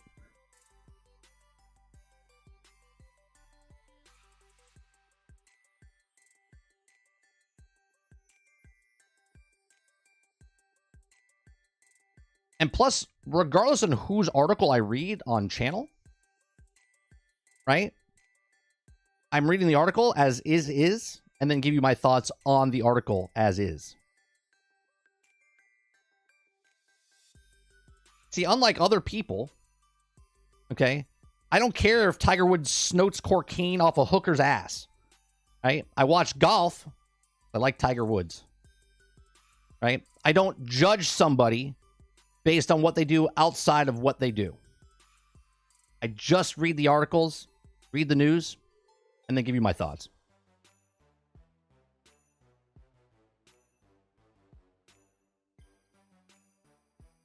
I'm judging Paul Tassi's character, not his article. Yeah, but you just said, context, trust Paul Tassi? Really?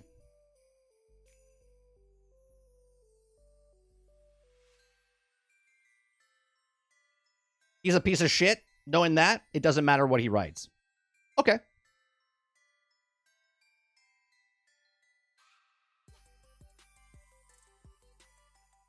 It's an unofficial trailer. Is it a leak or is it a good observation? Is it it's in an official trailer. Is it a leak or a good observation? Oh, it's a good observation on my part. I even said why I thought she was in the game. Because earlier in the stream when we saw it, I said she talks to the plant. And then in the video that I put up yesterday, I show that she talks to the plant, say why she talked to the plant, and then showed the actual plant coming out of the ground and said, that's writing, right? They make a nod to it, and then it pays off later. And they give you a brief little 2-3 frames of what it's actually more than that. It's like 24 frames, like one full frame, because a frame is 24. But anyway, and then they show the plant, and I'm like, they showed it to us. Hence why I said what I said a month ago.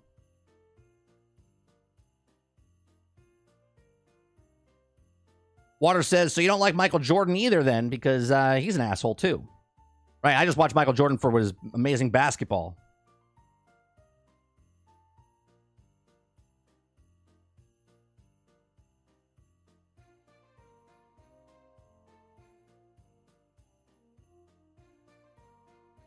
I want to go over... Man, it's already 11:30? Jesus. Time flies when you're talking shit.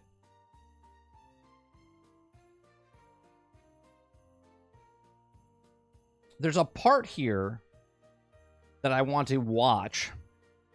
Let me lower the volume here. Bring up the volume for... I want to watch Baldur News here. Okay? I want to watch this. And he talks about Starfield. And it's like doom and gloom. And this is that thing I brought up earlier, and I want you to watch it. All right, here we go.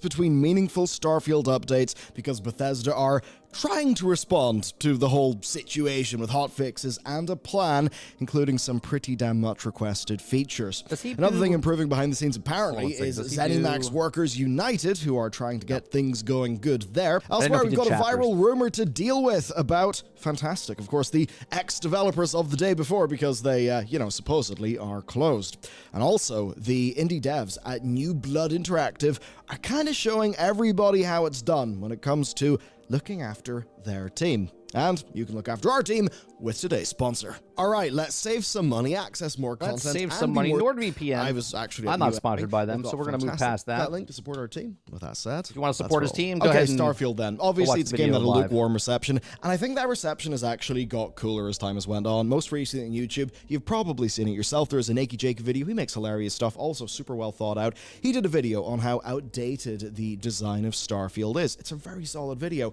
and of course, it's a video that couldn't explode like it did if it wasn't tapping into a humongous, I suppose, wellspring of public opinion, which it absolutely has. Now, when we look at the game itself, you've got two resolutions of problem. On the biggest resolution, fundamentals of the game do not really deliver the fantasy, right? The fantasy that this game would kind of ideally deliver in a way that people expect. As an example, you're playing Skyrim, you roam about the place, you have adventures, that's all good. On Starfield, you basically teleport between little hubs and little, sections of places. And yeah, it's kind of that space adventure fantasy, but there's so many roadblocks here, there, and everywhere that it doesn't really feel like it gives players that continuous immersion of just being, out in the plains, out in the wilds. That's that. The next resolution of problem, though, is when you zoom in and you basically find that the devil is in the details and there are loads of problems absolutely everywhere because while this is one of the less buggy, maybe the least buggy launches that Bethesda have had, it obviously still is a Bethesda game, so yeah, it's got tons of bugs. Now, how do we fix these two problems? Problem number one basically means they need to re-engineer the game. That is traditionally, quite simply, not the sort of thing that Bethesda do. I want to know why they have to completely change the fundamentals of the game. Like, I don't understand this like, just take Starfield out of it, right? If you don't like a game, name any other game in your head, okay? If you don't like that game, do they have to fundamentally change the game for you to like it, or do they stand true to what their vision was for the game, and then you either like it or you don't like it, like you play it or you don't play it, right? I don't know if I agree with that. I mean, they only re-engineer stuff when they absolutely need it in order to create new content. I think it's pretty clear that putting a large engineering effort into the sorts of things that are just kind of like day-to-day, second-to-second gameplay, player quality of life, those are kind of lost in the journey for just going big. Right, so we got that. Those smaller problems, though, well, that's meant plenty of small updates. Now, sometimes this can be a bit weird. You have so many people who all have their own problems that they've, reported, and then they see even the recent, say, hotfixes, where, well, there was a crashing bug on the Xbox and Microsoft Store, a fix for weapon cases, and a fix for a bug that attached asteroids to ships. In the eyes of the community, this was not... The asteroid ship thing Sarge got. He got that, and he had like a pet rock with him for weeks. Not a lot of fixes, and materially it certainly wasn't either. So we've got a pace that feels slow when it comes to fixing problems. Then people look at Baldur's Gate 3, which is on its 5th patch now, but I think more importantly, you maybe think 5, that's not a massive amount, but the point is, there have been thousands and thousands and thousands of bug fixes. Yeah, they fixed thousands of bug fixes on that. In these patches, which, again, if you're Bethesda, does look quite rough. So what they did to deal with all of this is go to Reddit, which is a good sign because it shows going to an external community, one that they know obviously is having quite a lot of fun at their expense. Now, they start off by saying this whole pet asteroid update is, it's not like meant to be a big update, they just wanted to fix it before the Christmas break, and they do have another patch that is coming out. They basically go through some details as well as what we can expect. And overall, fairly decent, but I do just wonder how screwed the fundamentals are. So here's what's coming. So FSR and XESS, which will be going alongside the existing DLSS update, so that's reasonable. Quest bug solutions, including a newly built system to mean no save rollback from existing playthroughs. New features, city maps. Yeah, the city map was funny to me. I said it when it first came out. I was like, why isn't there a city map? Right? Why are there not city maps? Like, at least make it where, okay, I don't have the map, and then as I walk around the city, it unlocks or whatever. You know what I mean? Like, hey, I found it. Now I know where it is. City goddamn maps. Now, if you've played this game, as I have, yeah, it inexplicably shipped without city maps. Just like a first-person shooter didn't ship with the scoreboard. When another game didn't ship with the actual co-op or split screen. All of these games do this fucking shit. Right? I hate when something fundamentally should be in the game at launch and they don't, and then they put it in. They're like, "Hey, we're listening. We're putting city maps in." It's like, bravo. Maps, which is insane. So there's that. There's also mod support, which is going to be fairly massive. Because yeah, basically, this is the kind of thing where honestly, but let's be honest. That's a quality of life thing. Putting city maps in is not going to bring me back to the game to be like, bro. They put city maps in. I'm jumping in for another 1,000 hours now. I think modders may be able to kind of save this game. I'm not exactly sure how, but basically there's so many planets, there's technically so much canvas in this game. It's just what's on that canvas is particularly weak, even though the canvas itself is still all sort of Bethesda game canvas, the sort of thing that can be modded up for people to enjoy. And also new travel options. Now those new travel options are the more interesting thing to me. And there's a few different ways where they can go with this one, because taking a player from here to over there, regardless of the difference in between, basically, you can do that very easily. It's just a matter of like how much fast travel do you want to skip. So it'll be interesting to see what they do there, because if you wanted to go from one place on one planet to where your quest is on another. I think the problem with the fast travel in this game is because there's load screens. Because you can get around pretty fast by fast traveling, especially once you've been somewhere, right? Like if I go from my ship to the underground science lab or whatever, number 16. When I get out of that ship, I can literally teleport to my ship, right? I don't have to walk back. Once I've been somewhere, I can also go back to that location as well, right? So it's weird because you can get there, but I think a lot of people will complain that it's fast travel, then you have to go to a load screen. And if I fast travel again, it's another load screen. 3 seconds, 5 seconds, and they're freaking out. Another planet. Currently, there are like different ways of doing it, but for a lot of people, you know, they leave in their ship and they go over there and they go over there, loading screen, loading screen, loading screen, loading screen, or just one loading screen, taking you straight to your destination. That would be a pretty hardcore, Hell, you don't even have to put it on your hard drive. You don't even have to put it on your hard drive. I tried it the other day. Just to load it up to see what it would be. I played it through the Xbox app, through the cloud on my MetaQuest 2 headset. I was pretty impressed by it. Response, but it would quite remove the pain point. However, in removing the pain point, it would also remove so much of the scale of the universe. But I suppose if you had to pull that... Bethesda's motto, why make a complete game when modders will do it for us? Aren't modders just really passionate people that love what Bethesda does? Wasn't there an article that we read on here that modders are excited and they don't want Starfield to come out polished because they want to fix it? Scale off via infinite loading screens in a way where the player just feels that their gameplay is always disrupted. They basically, I mean, they made, I think, core mistakes when it came... Let me rewind that again. I want to hear that again. In a way where the player just feels that their gameplay is always disrupted. They basically, I mean, they made, I think, core mistakes when it came to this game. I think there was just some things where they decided, you know what? The fantasy matters more than the implementation. We're going to focus on the scale. We're going to focus on the fantasy. But evidently that has led to playability issues, which mean that people essentially don't... Yeah, there was an article about that. There was an article about the the modders wanted the game to come out so they could fix it.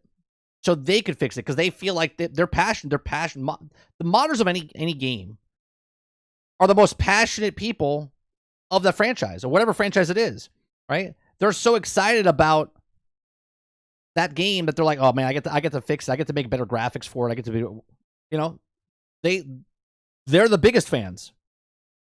But yet we're talking about it as Bethesda's motto is we'll let the modders fix it. The modders want to do it. Don't get, I would say anyway, as immersed in the game. And the thing about a lot of these Bethesda games is they do not operate on writing and characters. You want Obsidian for that. Bethesda operates on vibes. And I think the core problem they've had is those vibes are basically just being disrupted by all of the vast playability issues that the game has. Or even just some bizarre things where like the whole settlement outpost thing just kind of feels bolted on. You don't really need to engage with it. I said this when a game came out. If you want to engage with the customization of your outposts, you can. If you don't, you don't. But it's there for people that want to engage with it, right? We actually looked at the achievement list. What was it? It was less than, I think it was less than 14% of the people made an outpost, right? Like, it's not a mandatory thing. It's something else to add on if you want it. It's like 1,000 planets, right? No Man's Sky does the exact same thing, only they do it a trillion times more, quintillion times more. Like, there's a quintillion planets in No Man's Sky. You don't have to go to all quintillion planets. You only go to the planets that you want to go through on your playthrough and whatever you're doing. So it's just another thing to do in the game. This is not a mandatory thing. The shipbuilding is not a mandatory thing. They give you ships. You can use those ships, right? You don't have to build an outpost, but if you want to build an outpost, you can build an outpost. The way the ammunition system, is the weirdness of the crafting system. It's just one of those games that doesn't necessarily feel all that well thought out as an overall experience. And certainly then when it comes to the authored content, they are honestly real weak. As an example, I've seen loads of people, loads of publications as well, say that, right, basically there's a side quest on this sort of paradise world, and a colony ship arrives. Now, this colony ship has been, it's been going for hundreds of years. There's been multiple... I would believe that up until Fallout 4, but that has totally screwed the modders by stealing their creations and then selling them in the cash shop. But you're also missing a big portion there, Farmer. Lots of modders make money off Skyrim and Fallout now, right? So lots of modders are actually making a living, just like the modders make off of Minecraft when they build stuff for Minecraft, and now people that do it for Epic with Fortnite, people that create the things are getting paid for their creations. Multiple generations on it. It's got older technology, and it's a really strong premise, but almost like the worst of some Star Trek, it's a strong premise that is just mangled and boring in execution. So if that is some of the better content they've got, I do kind of worry. Because I did that, I did a few other side missions, did some main mission stuff, and the whole world just kind of felt so goddamn bland that I didn't really care. But the weird thing about it is, you see when you walk around an outpost, you take a look at what's written in the whiteboards, you look at the chunks, there's a lot of character in the game. It's just a great example of they didn't pull together, I think. Now they do? Yeah, but your statement was like they're like slave workers. I mean, things change, right? Here's the thing. If someone makes fun of somebody, we have to stop having people being offended for those people. The modders, if you're a modder, then by all means, get frustrated that you weren't getting paid for your creations, and now you are, right? But we got to stop going, man, I'm really offended that these modders didn't get paid and they got stolen, right? It doesn't concern you in any way, shape, or form.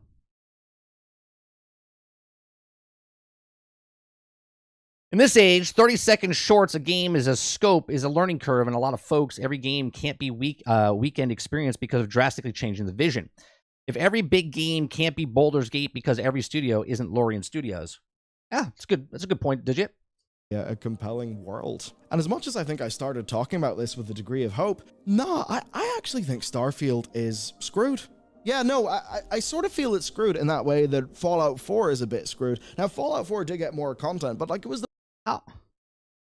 I don't understand how Fallout 4 was screwed. It made millions and millions of dollars. They made their money from that game. That game is not a live service game. They made a game. They sold the game. It's people still playing it. It sold. Let me look real fast on how many copies Fallout 4 sold.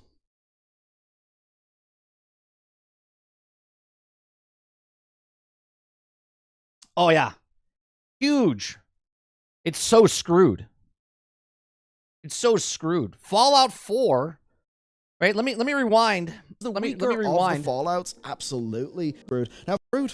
Yeah, no, I sort of feel it's screwed in that way that Fallout 4 is a bit screwed. Now, Fallout 4 did get more content, but it was the weaker of the Fallouts, absolutely. Yeah, no, I actually think this game is so mid, it's probably not worth bothering about. And in fact, that is what one of the very well-known modders of Skyrim said. I think fundamentally, right, there's this phrase, I think it's one that we can all do a thinking about. It's the idea that it's not necessarily how... So screwed. So screwed. Fallout 4, the single-player game, right? The single-player game, right? If Starfield has the same fate as Fallout 4 that sold, now, obviously, Starfield's not going to sell that because Starfield is on Game Pass, and the industry has completely changed from when Fallout 4 came out to what Starfield came out. Starfield you can buy, sure, but it's on Game Pass, and that's what Microsoft is pushing. So to say that the same fate is going to happen, if the same fate happened and Starfield sold 25 million copies, boy, that would sure be a shame, wouldn't it, for them? What are we talking about? Hard you row, but it's what boat you're in, which is basically just saying that, yes, there is the sort of realm of your physical control in the situation that you're in right now, but sometimes it's the situation that you're in that is kind of going to dictate your results, not how hard you work. So sometimes what we got to do is step back and think about the bigger picture, and if we're going in the right way, if we are, so to speak, in the right boat. And I suppose as I think about Starfield, it's the wrong boat. I don't actually think this can be fixed up that much, personally. He can't. I watch his content all the time, right? I watch his content all the time. I really do. This is a terrible take. This is a terrible take, especially in 2023, where games like Destiny, Division, No Man's Sky, Cyberpunk, Battlefield, Halo, what's another one, right? Like, I don't understand.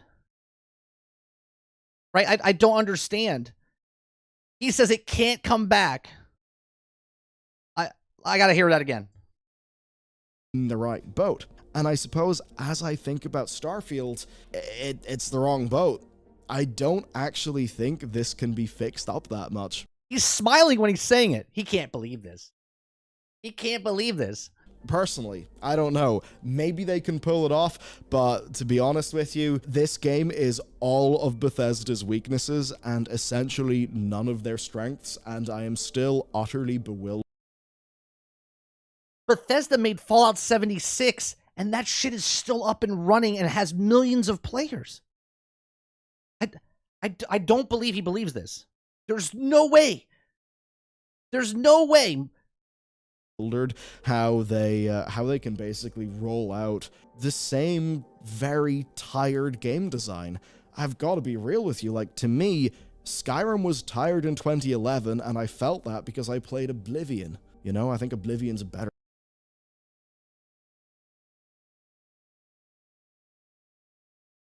Skyrim was tired. Hold on a second. Hold on a second. Yeah, fair. Yeah, it's fair. But what's also fair is you have to say what it is.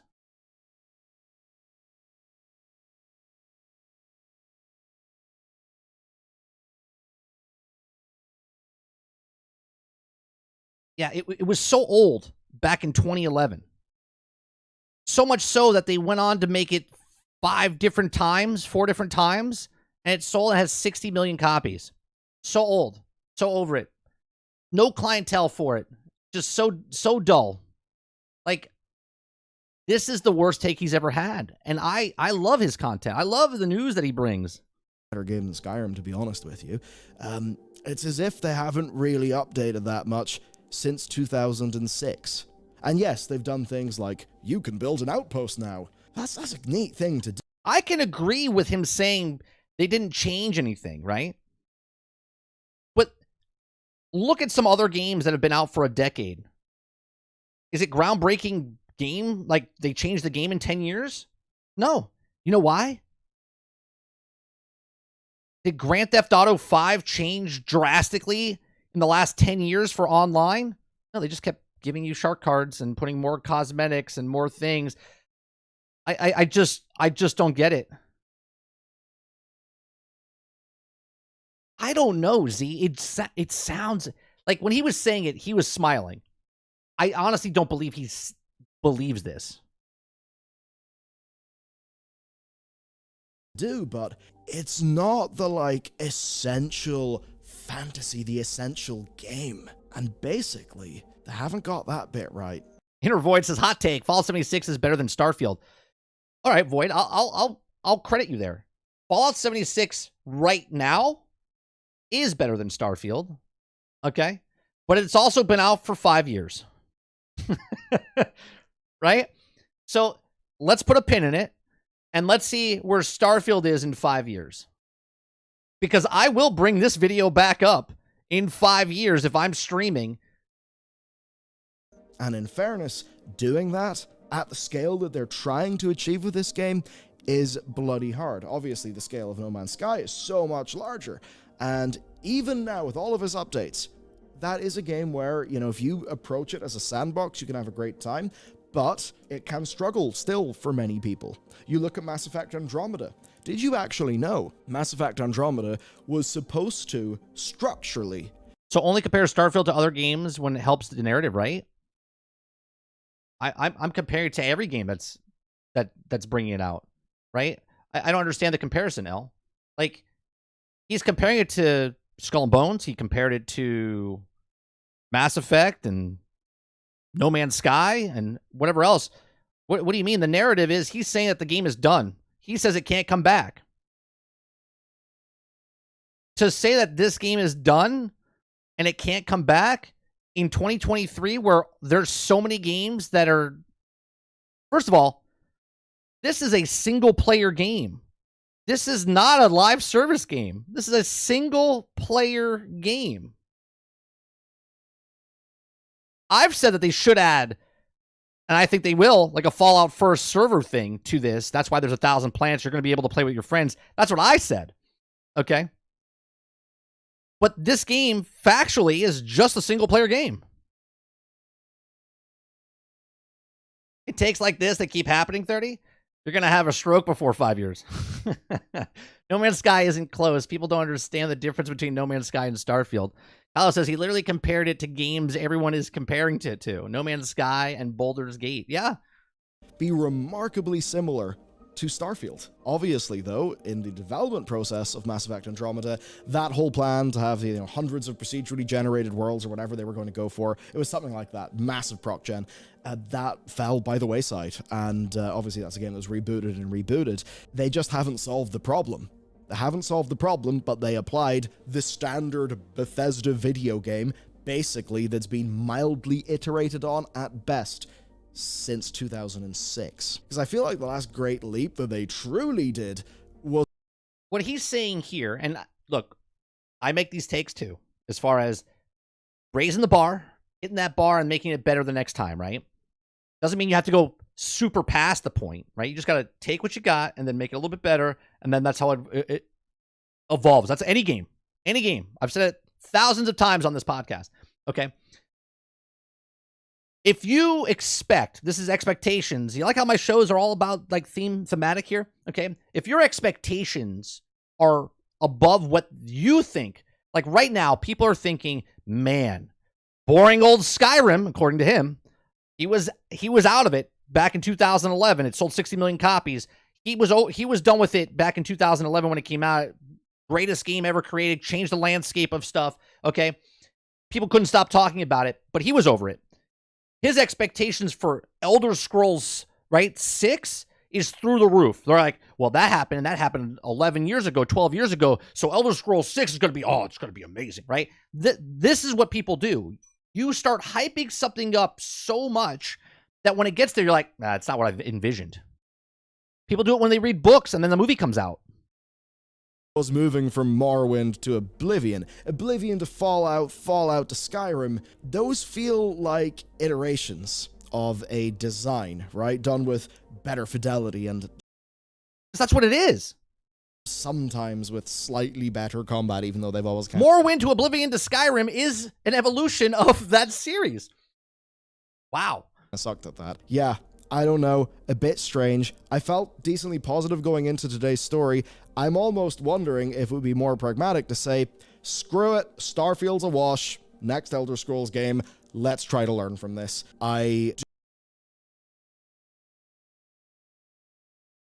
Starfield's a wash. Wow. Do not see this being worth the opportunity cost. You don't even have to buy it. You don't even have to buy it. Other than making mod tools and giving it to modders, because the whole situation is frankly so mid, nobody cares. Yeah, wow. 13 million people. Nobody cares. I've never seen such a bad take. I didn't expect to go all doomer, but here we are. Anyway, we do actually have some good news coming out of Bethesda, which is a double victory for the Bethesda quality... Yeah, Mo, I don't understand. I'm not saying he's a hater. I feel like this is out of character for him. I feel like this is out of character for him. Right? That was some of the worst takes I've ever seen. Assurance Union. So ZeniMax at Workers United represents 300 QA staff at Bethesda. He's talking about the employees and stuff that they're doing now. I don't understand. In one video, we went from that this is as bad as Skyrim. Oh, I'm sorry, as bad as Fallout 4, and Fallout 4 had millions and millions of copies sold. 25 million copies sold, right? Starfield came out 3 months ago. Doom and gloom. It's never going to make it. It's done. It's a wash. Like, what are we talking? The game, you don't even have to buy it.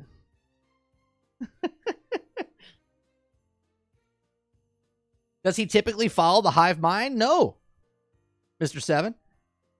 When I saw it this morning, I just watched the first parts of it, and I was like, I'm going to have to watch this, right? I was like, I've never heard him. Now, obviously, it is what it is. If it's because it's YouTube and you put Starfield in your title, it gets you more clicks. We saw that earlier today because, you know, the facts are the facts are this is the facts, right? Let's look at the number one game of let's bring this back up, right? The most covered game, okay, is Starfield, 53,000 articles. Okay, that's not including YouTube channels and everything else. That's just articles written.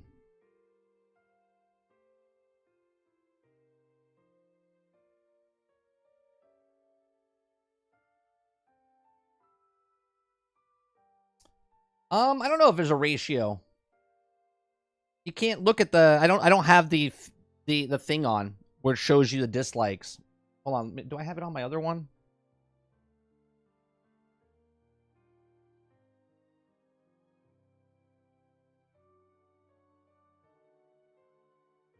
Welcome back to the news. Let's get. No, not even close. There's only 159 people that disliked it and 5,000 people that gave an upvote.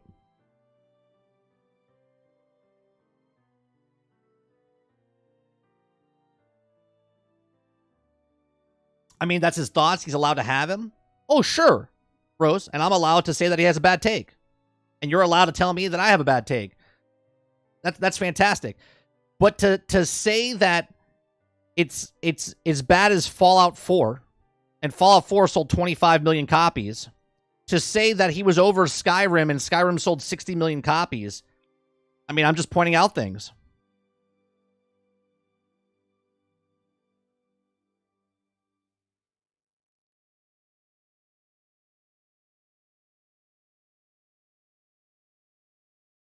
Yeah, but he's not talking about just it's boring. That's cool if you think it's boring. But to say the game is dead, it's a wash. Right? Did you listen to the video when he was speaking? I'm not just talking. He's allowed to say that it's boring. I'm not defending if someone thinks it's boring or exciting. He's talking about it physically not making it. He's comparing it to other games that weren't single-player games or live service games. He did bring in other games that weren't, like Baldur's Gate and Andromeda, okay?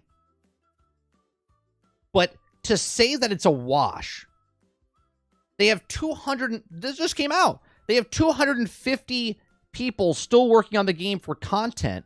They just came out and said that it's 6 weeks. They're coming out with new stuff every 6 weeks.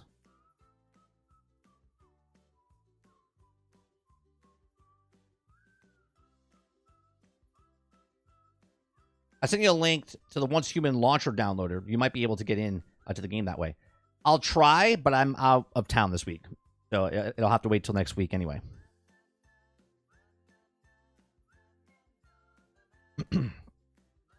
So then Spider-Man is a wash as well. Right, Sarge. Right? I mean, can we talk about gaming prices, right? Like Starfield costs somewhere around 300 million with marketing.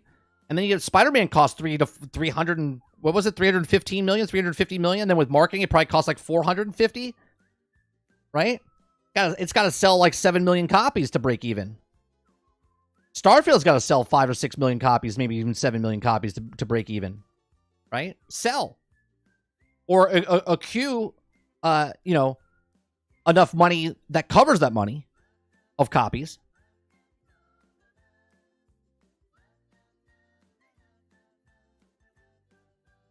I don't agree with him. It's a wash or all doom and gloom. Millions of players are playing it, and I have a map for content. Yeah, that's what I don't understand, though. Why? I mean, he's allowed his take, and I'm also allowed to tell him that his take is completely wrong, and he could make a video and say I'm completely wrong about his take, right? That's the world we live in. But when you say certain things and you bring up facts, it's just like I don't understand.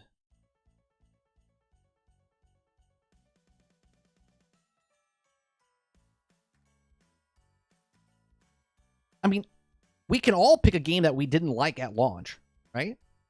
And then we can all look at that game, not that I agree with it, a year, 2 years, 3 years, 5 years from now. And it's a better game. So where was the video? Where was the video that Cyberpunk 2077 was a wash? Where was that video? That they shouldn't continue fixing it and making it better. Where's that video? I don't remember that video. I remember people complaining about the bugs and stuff, but I don't remember the video coming out that Cyberpunk 27 is a wash.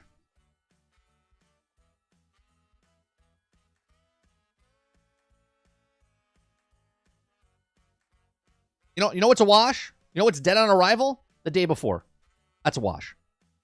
That is dead on arrival. Literally, it died on arrival. Starfield could be a wash since, like Todd said, we designed it to last year. Spider-Man isn't designed to last year. It's designed to play in a weekend. Now Baldur's Gate 3 is somewhere in between the two. Yeah, last year's meaning DLC. Spider-Man's going to have DLC.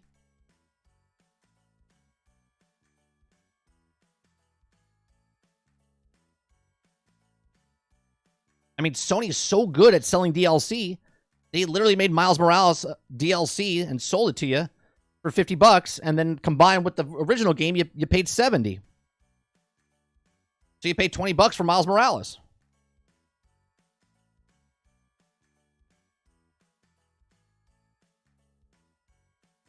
Five years from now, we're going to get Starfield Next Gen Edition 8K texture support by the Xbox X2. Yeah, I don't understand. To me, it just seems very naive to say statements like that.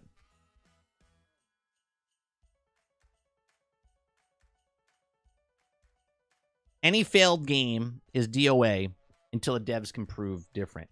But DOA, when we say that, right? When I say Skull and Bones is dead on arrival, right? In my definition, that's not going to be a blockbuster hit. It's dead on arrival. I don't actually truly mean that it's dead on arrival, like it's not coming out, like Babylon's Fall.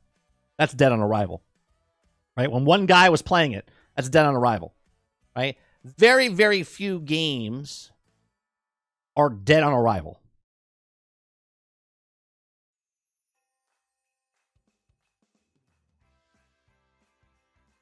Exactly, Mo. DOA was the day before. We rarely ever see a game DOA. Like 4 days. I think that's pretty fast. That's the fastest I've seen. Not just the game closed down. The whole studio closed down.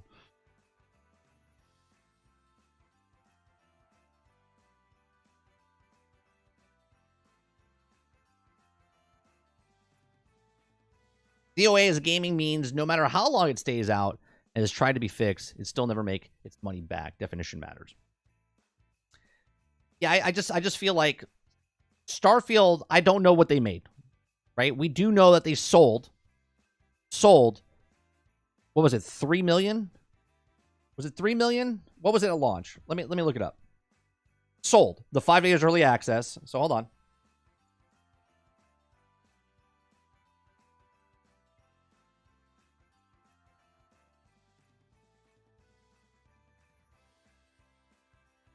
Starfield surpasses 2 million players early access. Okay. Now, this is hard to judge because 2 million, you had to pay $100 on PC. I don't know what's PC, and you pay $30 if you have Game Pass and you have Starfield. It needed to sell based on what I think is $400 million. That's with marketing, right? We'll say even $450 million, right? $450 million, right? Let's just say that's with marketing from our talk yesterday, right? Let's say it's $450 million for Starfield. Okay. Divided by 70, they got to sell 6.4 million copies at the $70. Okay. But they had 200 million max if the 2 million people paid $100 to get 5 days early access, right? Now they say they had 13 million people play Game Pass, or 13 million, and it's on Game Pass. So we don't know the sales.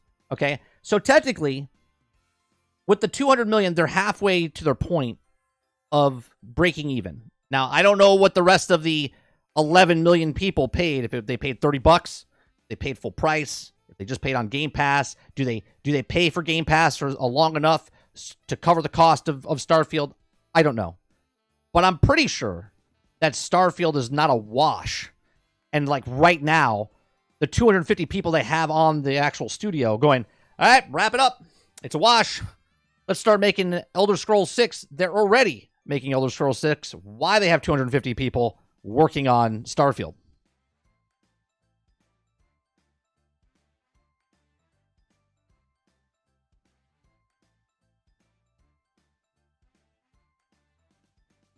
Right?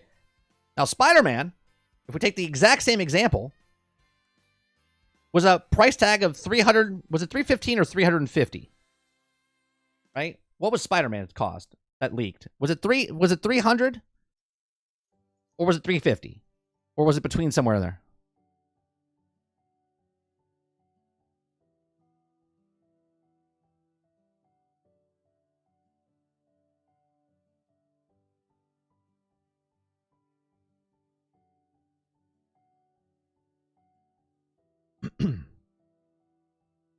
If you take the equation that we brought up yesterday, let's just say it cost 300 million, it cost them 450 million, right? Spider-Man cost them 450 million with marketing.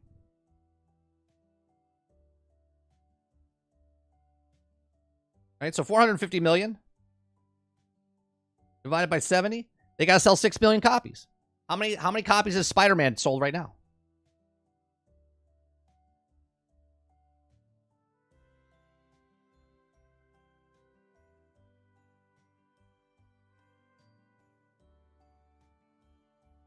Spider-Man 2 has confirmed to have sold over 5 million units. So they're close. We don't know yet, right? To break even, they need to sell 6.4 million copies. So they're 1.5 million, 1.4 million copies away. Maybe Christmas will come and everyone that'll break even for them. Okay? So they're 1.4 million away from breaking even from the budget and marketing.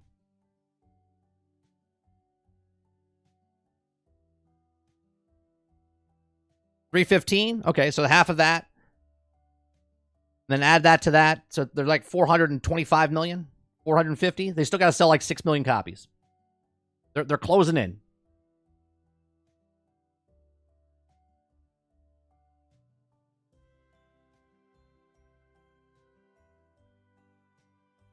Just the 11 million people potentially in Game Pass are making 164 million. Just a handoff to them. They need to pay $30 for you to break even. Right, but those people, if all those people buy the expansion, then yes. That's a big potential, right? If Starfield has that moment where all of a sudden they bring out the DLC and everyone's like, oh, this is that, dare I say, like Forsaken moment for Destiny where everyone starts to come back, sure. But at the end of the day, the game's the game. It's not a live service game.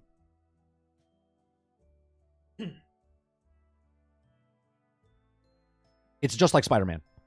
It's just like God of War. It's just like any other single player game that came out, right? And sold.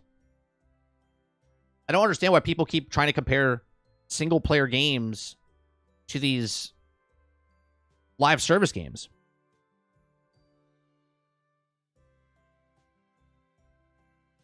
Yeah, I saw that, Krebsy. Krebsy says, I made a comment in Discord. Spider-Man 2 had a budget of $315, and Insomniac got bought out for $229, meaning budgets for video games have ballooned so much, or to more, than the cost of the studio in 4 years. That's crazy. That's crazy. Right? They're going to have to start, I don't know what they're going to do. Because the bigger the game is, the more it has to sell. The more it has to sell, the less the margin it has. Right? The less it can make. If your budget's $315, you got to sell $6.5 million, right? After marketing, you have to sell 6.5. Hence that contract that we saw with the Insomniac deal with Marvel, right? Whatever their tax is, they need to sell 6 million copies, otherwise their termination. Within 1 year, they got to sell the 6 million. If they don't, then the termination happens.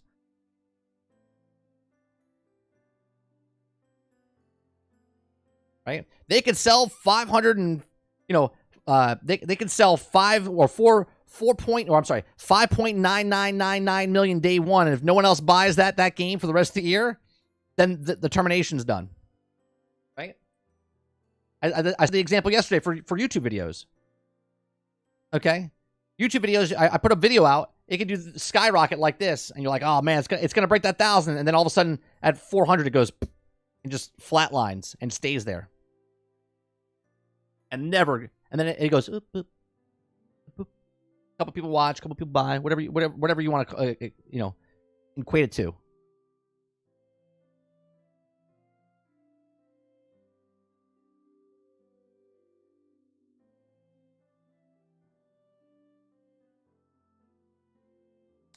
This article here, 12:30.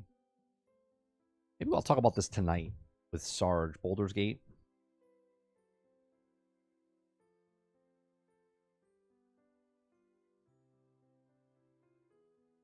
There's an article here. You know what? I'll bring it up. We'll bring it up now.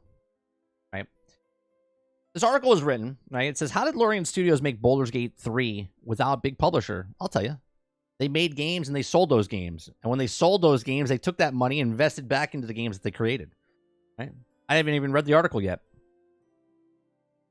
So it says, if you check out the Steam page for Baldur's Gate 3, it'll be something strange. Both the developer and the publisher are listed as Larian Studios. And now Baldur's Gate 3 was a low-budget, isometric RPG that would make more sense. But Baldur's Gate 3 is a huge, in a way, a few games are. The game has 17,000 ending variations. That's fucking amazing. Okay? Features 174 hours of cutscenes. Its script is 2 million words long. All the dialogues are voiced and graphics look gorgeous and help quite a bit hype the market surrounding it. Most revealing is that more than 400 people working on it. By all accounts, this is a AAA mega game, so how has Larian Studios managed to make something so big all by itself without the help of some big publishers? Well, let's try to explain Larian Studios management by bypass one of the biggest obstacles of gaming development, the money-hungry publisher, and the deliverer of something that frankly puts most of them to shame. Okay? We talk about this all the time. Okay? A short story for Larian Studios. Larian Studios was founded in Belgium in 1996 with a guy called Sven Vicky. Vicky. He's the mastermind behind Larian's success and someone who has been with the game industry for more than 20 years. He seems pretty chill, upbeat, humorous. Larian Studios' first game has Divine Divinity, published in 2002. Divine Divinity was also a combination of Ultima 7's world design with Diablo 2's combat and level up system. If you know anything about these two games, you'll know that was a killer combination, and Larian managed to make the best of it. Now, to this day, Divine Divinity, Jesus, remains one of the most beloved cult classes amongst RPG fans, and the beautiful soundtrack, lovely world design, and excellent pacing. Even though Divinity was telling a serious story, it was always carried a certain whimsical and humor has also been a landmark of Larian Studios games since then. Larian Studios' style of humor is fitting reflections of his personality, and after Divinity, Larian made Beyond Divinity, published in 2004, which was once more linear spin-off of the game, although Beyond Divinity was also a unique game that's also time-charming and predecessor. Okay? It did not spend enough time in the oven and undercooked in many aspects, but the most glaring undercooked element was the game's weird RPG progression system, which featured a lot of useless skills and stats. Now, the game's uneven difficulty exacerbated its problem, but the game could become unbearably frustrating if you didn't level up the right way. Now, after Beyond Divinity, Larian started working on educational games such as Children's 2004 and 2011, probably the way that they stay afloat for a gaming company, and to provide enough money to make proper sequel of Divinity. Okay? So, it says the work was a sequel started in 2006, and the game had a clear hook and inception. The player could also turn into a dragon. After 3 years of development and the sequel was published in Divinity 2, Ego Dracone's 2009, a part of the Dracone hook. Divinity 2 was a standard third-person action RPG experience, was also popular at the time, and this game played consistently questing, taking NPCs, and exploring the world. Does he always wear pseudo armor? That's pretty cool. Divinity 2, Ego Draconius, was published in rushed state and received less than an ideal reception, but the game's underperformance left Larian in debt. And then they get out of it, the studio envisioned 2 projects, Project E, which later became Divinity Original Sin, and Project D, which also became Divinity Dragon's Commander. At first, Divinity Dragon's Commander was an RTS spin-off, and was supposed to be a bigger game between the two, and Original Sin being a small traditional RPG, but the development process of Larian Studios put everything that they had in the Original Sin, even taking resources from Dragon's Commander to finish the game by 2013. Thanks to Kickstarters, Larian was able to crowdfund the game and raise $1 million, and the goal of a Kickstarter was to make it possible to expand the scope of the game with $1 million in the game's budget, approximately 4 million euros. Original Sin, published in June of 2014, after the game delayed, went to become very successful both among critics and fans, and it became Larian's fastest-selling game, basically saved the studio from collapsing. Imagine making a game and then selling a game. If Original Sin had failed, then that would likely mark the end of Larian. And that's the risk you take. And this is why I have respect for game companies that take the risk. Okay? It's not handed to you on a silver platter. Nothing in life is handed to you on a silver platter. Okay? However, Divinity Original Sin 2, published in 2017, and Larian Studios truly hit the jackpot and became a studio capable of making something like Baldur's Gate 3 by itself. It was after the game that Wizards of the Coast became confident in their ability to handle Baldur's Gate 3, because before OS 2, there was applied for that job, and they rejected on the account being too inexperienced. How did Larian went from being indie studio to a juggernaut? Okay. Before making Original Sins 2, Larian Studios only had 40 employees during the development of Original Sin 2, and the studio expanded to 130 members and 4 international branches. Original Sin 2 also had widely successful Kickstarter, raising over $2 million and reaching a stretch goal so fast that they even specific, yet in some cases, according to Larian, that they were able to fund the game by themselves. Still, the feedback of the backers was important to them, and they wanted to utilize it in much as possible during the development. In an interview with Eurogamer, Sween also said the Original Sins 2 sold 3 times more than Original Sins 1, and in GDC talk in 2019, he reported that Original Sins 1 had sold 2.5 million copies. So that would take the account, that means that 2 sold 7.5 million copies. And these numbers are probably even higher in 2023. Thanks to Kickstarter, excellent management. Imagine that. Excellent management. Okay, we always talk about this with the studios. Looking at you, Bungie. Looking at you, Battlefield 2042. Looking at you, CD Projekt Red.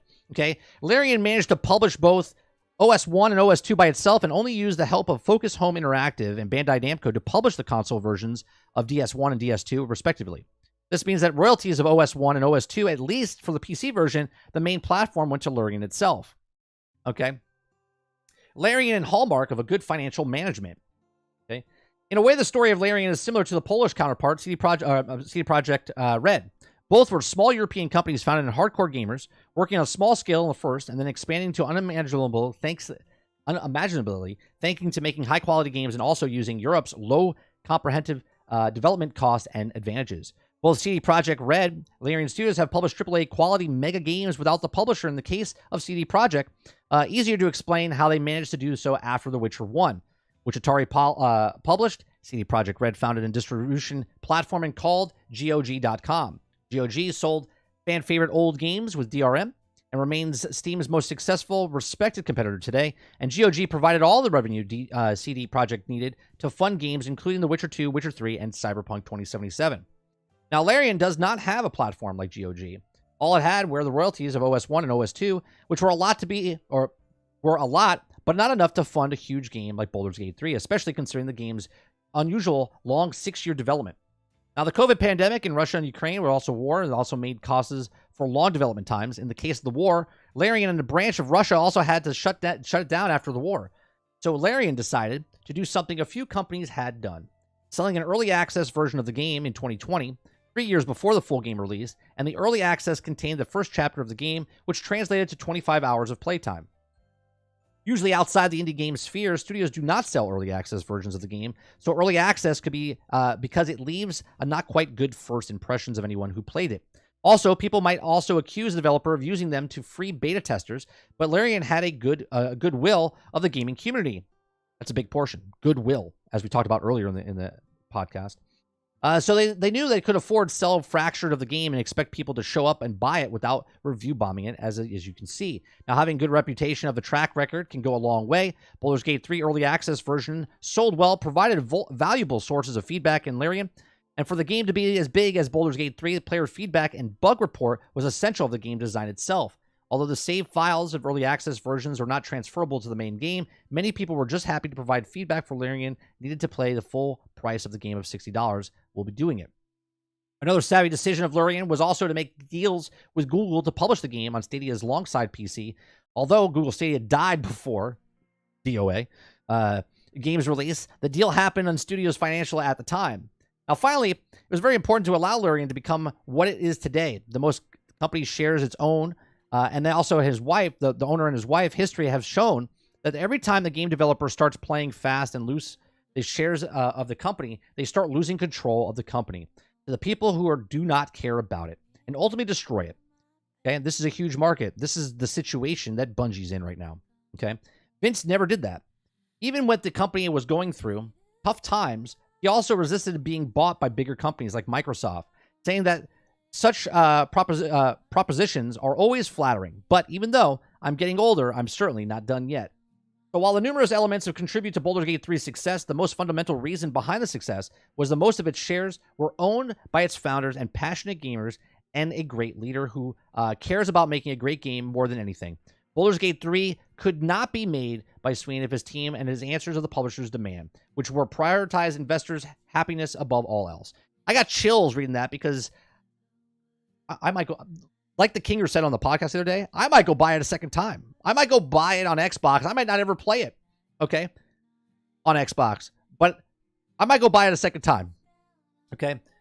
Conclusion, Baldur's Gate 3 is so good that some of the developers feel threatened by the quality of the game have gone to record, stating that Baldur's Gate 3 should not raise the industry standard and consumers' expectations, okay? The consumers' expectations are set by them. Right? And what the developers don't like is that Larian Studios put so much content in the game that, my example as always, here's the bar and you just go past it a little bit. Larian Studios shot past it so much that now this is what they think the bar is set. But really, all they did was hit this bar. Gaming in the last decade, you thought was this high, but it really was this low, right? And they're trying to creep back up to this point, and Larian said, F you. This is what gaming should be, okay? This is what you should get for the money that you pay for, and everyone else is like, you can't expect that. You can't expect that. So as a creator under unique conditions and other developers cannot keep up, IGN has explored this topic in one of the recent videos, arguing, why is the line of thinking is this incorrect? The fact that Larian Studios has managed to achieve such a high quality high level of quality, is truly astonishing. Is it? Is it? Did they go above being astonishing, or did they just make a game? Right? The standard is as a testament of Sween, exceptional leadership skills, and the more independent Larian became, the better it became. Larian Studios should serve as the model for all game developers founded in smaller countries. All right? It's also operated with being overshadowed by investors or shareholders and their times-tempting offers. You have the opportunity to develop your studio in a way to desire perhaps someday. You can attain the same level of quality as Larian. All you can say is that you have someone that's Sween Vikian is wise to retain the majority of the shares of resisting selling out and your destination for greatness. And all of that, all I hear is make a game, sell a game. Make a game, sell a game. Okay? This is how a company, right? And I like to put it into a little perspective now, right? Hello Games is almost doing the exact same thing now, right? But the reason they had the opportunity is because they had an investor of Sony to make the game put out. The game fell short, but it sold so many copies when it came out, No Man's Sky, that they made so much money that they can now fund themselves and make games for themselves because they made so much money from that. Larian Studios now, because they're making so much money from Baldur's Gate, because they're selling so many copies, because it's a game, okay, that they might have financial freedom like Epic did once they worked 7 years on Fortnite, and Fortnite bombed. Save the World, Fortnite bombed. 3 months, they did a switch, turned it to Battle Royale, and the rest is history. And Epic Games was then had to make enough money where they could make their own Epic's launcher, and now they can do whatever they want. They're buying companies up. This is that moment for Larian Studios. They made this game and it paid off because they made a game. So now the expectations are not going to be high. They have a lot of goodwill. A lot of goodwill. So 6 years from now, if they make Baldur's Gate 4 or whatever they have in the next realm that they're going to make, they're going to have this really, really great goodwill and fan base that's coming with them. Okay? And now they've set the bar. They don't have to overshoot the bar like they did, right? All they got to do is just take whatever they had in Baldur's Gate 3 and just up it just a little bit more, right? You don't have to run the mile in a minute and then run the mile in 30 seconds. You can run the mile in like 59 seconds and be better than you did last time. So I love this. I love that Larian Studios, this is happening to them, right? It shows that if you just are passionate about something and you're not greedy, you believe in what you're doing, and you make a game, the game will sell. Make a game, sell a game. What's good management? I bought it and only put 11 hours in. I'm going to play it eventually. Water, this is no reflection to the game. I have 11 and a half hours into it, and I put it down because other games came out, right? But it's a fun. The 11 and a half hours I played, fantastic. Fantastic. Elsa's same with Elden Ring. I would Baldur's Gate action adventure set in the vein of Diablo, like fighting system. Oh my god, the hours I would put into that. I am amazed that they're like what they said in the opening thing here, right? 17,000 ending variations. Like what? Right? 17,000 endings. Even if you save the game, let's just say it was like the very end of the game. There's like 17,000 variations and you saved Scum, reloaded, try a different version. You know how long it would take you just to finish the ending of that game? The business model worked. They didn't take advantage of the consumer, and this is why they're threatened. Yeah, and right now, I love the fact they came out, Sarge, and said, okay, I'm glad they came out and said, don't buy the scalpers games that are out there. This is not a fear of missing out. You could buy the deluxe edition anytime you want, and this is the price. So don't buy it anywhere else. Oh, Alien, I appreciate you as I go through puberty here. Thank you for submitting that. It's back from August, but I appreciate you submitting it because I never found it.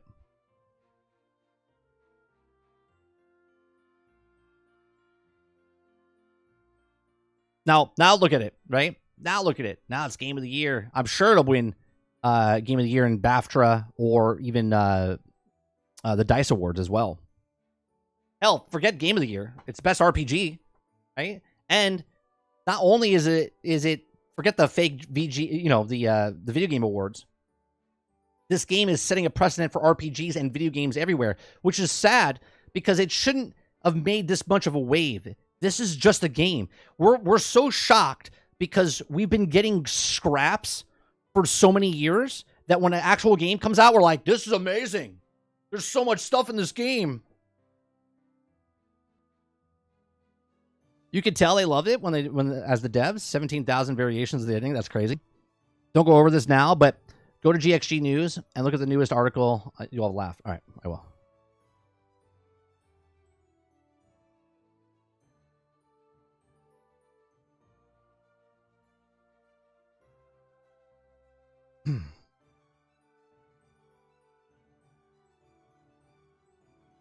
Hold on one second.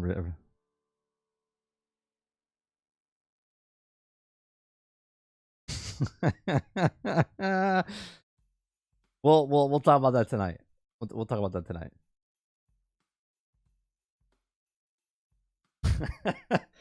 Like,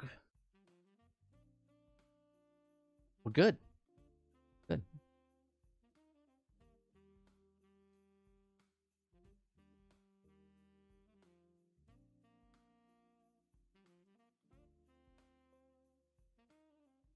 The file leadership is amazing, and the amount of planning for this type of freedom, no other production team is worthy.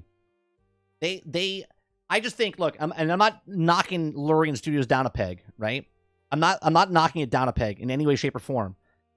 I just think that everyone, like I said, is starving so much because we've been getting these live service games. We've been getting so many games that are broke, buggy, unfinished, that when a game comes out, and there are little problems with this. They did put patches in this to make it a better game, thousands and thousands of bug fixes in Baldur's Gate, but it was so above and beyond anything that we've gotten, but not above and beyond what it used to be. Does that make sense? Like, if gaming was here in the past, but now we forget because we have goldfish brains, and now the new standard's down here. When Larian came out with a game back to normal, everyone's like, this is amazing, right? And we think it's a much better game than what we used to get, but really it's just a game that we used to get, and not saying that it's not a great game. It is a fantastic game. The storytelling, the writing, the graphics, the combat systems, the amount of things that you can do in the game. You can literally do anything you want in the game, right? You can literally do anything you want in the game. It's a true RPG, right? It's not a dialogue where no matter what you pick, okay, it's going to come out to the same answer. It's not what Bethesda is doing with Fallout and with Starfield. Literally every choice that you make in Baldur's Gate is a different outcome.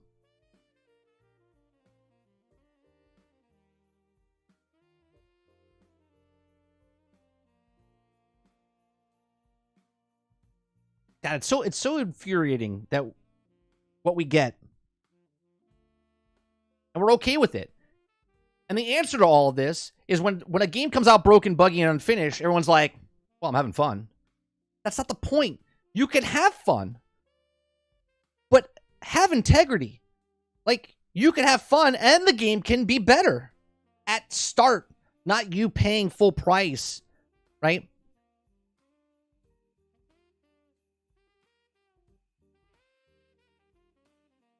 Like the analogies we make with anything, any other industry, pay full price and get half-assed stuff. Buy your groceries. Oh, but you'll get the rest of the groceries throughout the 6 months, but I'm hungry now.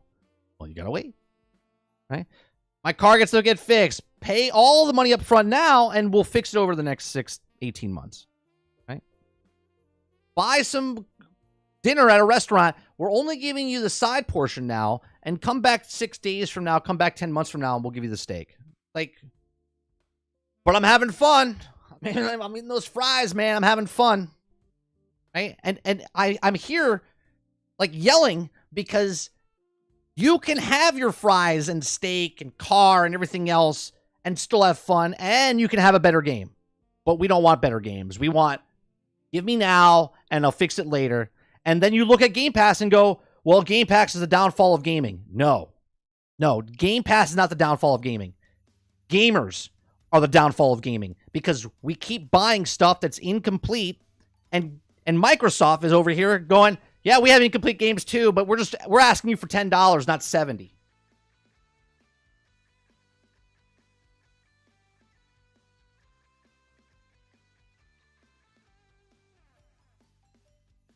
Just don't pick the wrong ones. You'll F a bear.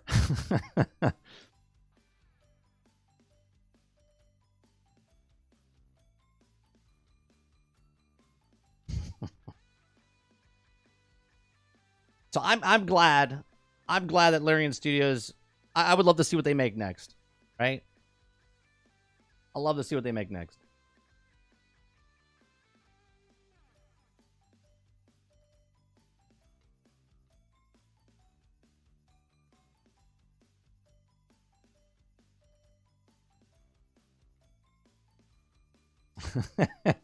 Well, there's an article.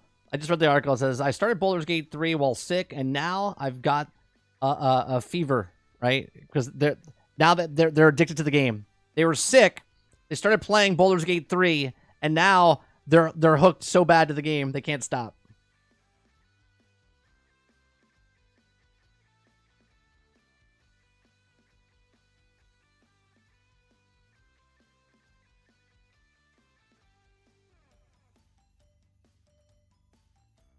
I swear to God, IGN is coming out with the rewards afterwards.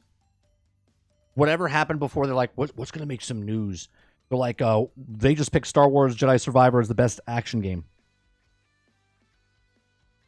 Just so they can get... Because they can't pick the same. Because that wouldn't get any traction.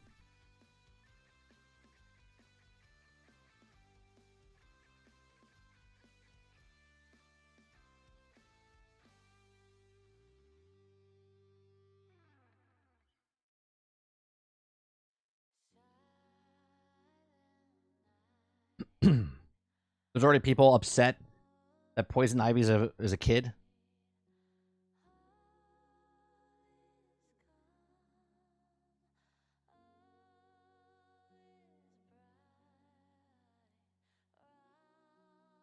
What else we got here?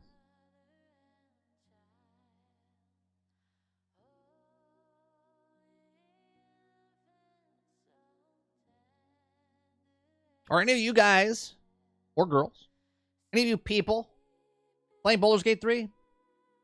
You still playing Baldur's Gate 3? If you're not, that means it's a wash. They should just close up shop. If no one's playing it, you just gotta. If you're not playing it right now, then it's just a wash. I don't know how they're gonna recover.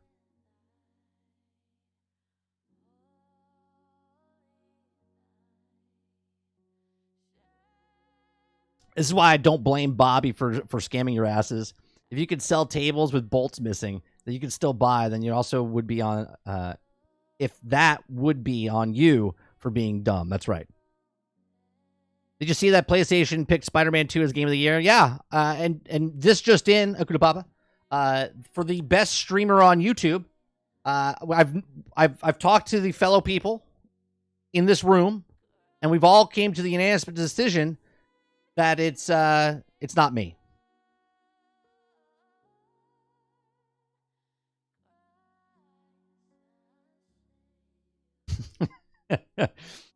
Imagine giving your own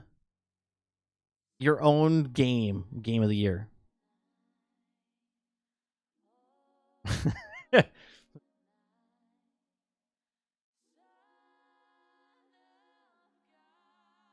The best streamer on the YouTube, my vote is me. It's like filling your name in.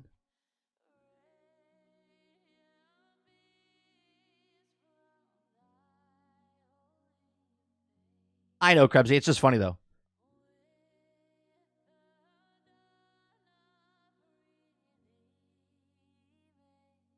I'm the same, Rose. I'm not mad about it, but people are literally mad. They're mad about it. I said yesterday on stream, and I'll say it again today. I was like, why are they making all the females just like not attractive? Right? Like I don't understand that. I don't want to go down a deep conversation about it. I don't understand why we got to make characters ugly.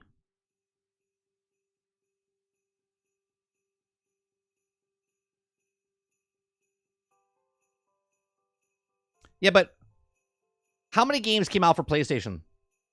Like, is the voting just for first-party games?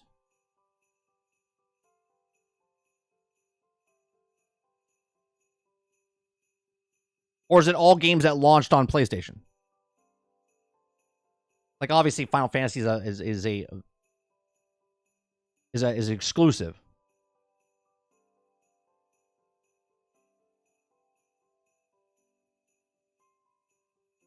Right, Rose. It's like, chill out, man. It's just a video game. It's a character, it's a story that they're telling. If you're also upset about a fictitious child of a character, then you might be upset that there's aliens in the game and that's not a full replication of Metropolis from the comic books. That is not Metropolis issue 164.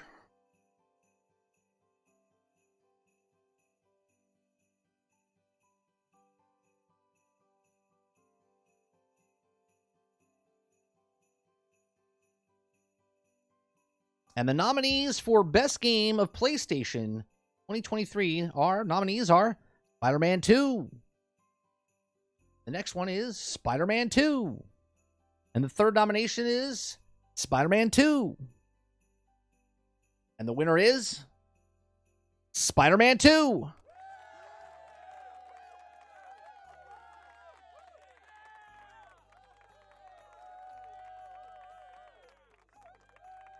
Alan Wake won Best Art Direction. Spider-Man won Best Graphics. Off the top of my head. Congratulations. Congratulations.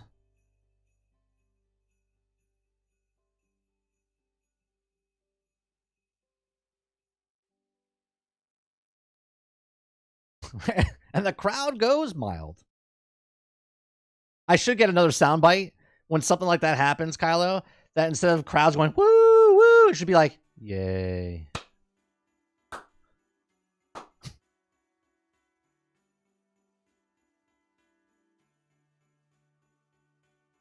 If it was exclusive games only, it would make sense. Spider-Man 2 looks bad in comparison to Baldur's Gate 3. Yeah, but let's be fair. You can't make Baldur's Gate 3 win everything. Right? Sometimes you don't invite the popular kid to your party because you want to be the popular kid. You know what I'm saying?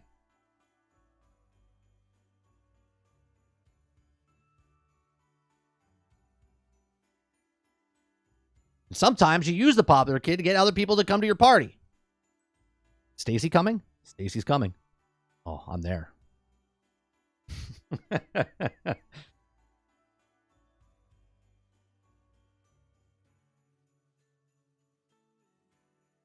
What about Stacy's mom? Is Stacy's mom going to be there? No. No, Stacy's mom's not going to be there.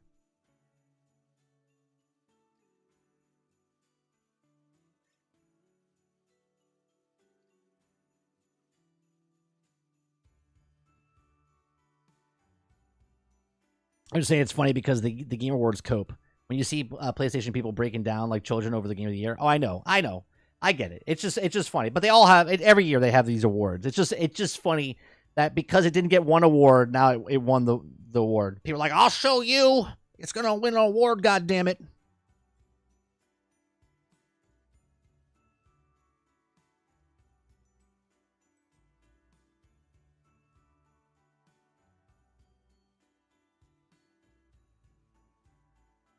Oh, what's this?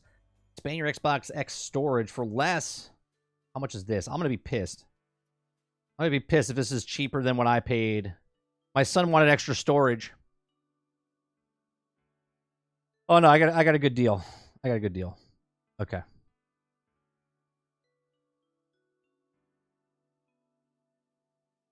got a way better deal. They're only selling it for $130 and $140 for the 1 terabyte. Best Buy selling it for $130. It's a $20 discount, and Amazon selling it for $140, a $10 discount. I got the same goddamn thing for $90.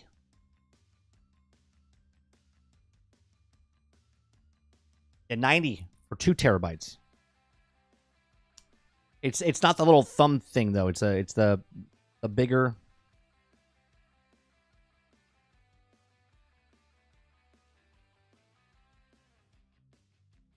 They can still play the games from that drive. Like you don't have to move it over to the internal drive.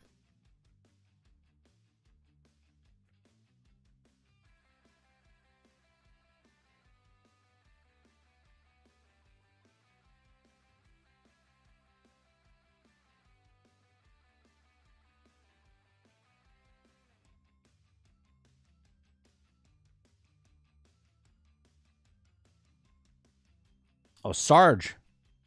Sarge, we have to get back in the division. We got to get back in the division. Do you see what's in there? Got to get this, bud. We got to get this. We got to get ugly sweaters and we got to do it. What are we doing? We got to get the Christmas decorations. Got to get back in there.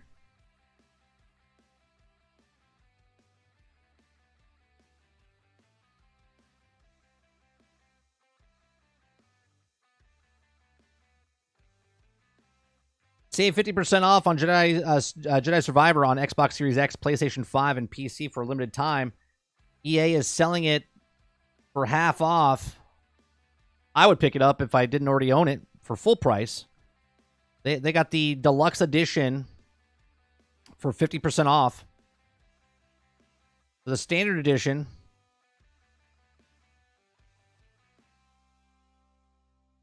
if you don't own Jedi Survivor, you can purchase it for the 50%. Let me see. Yep, $35. Ends in 12 days. $35 for Jedi Survivor if you guys, everyone's interested.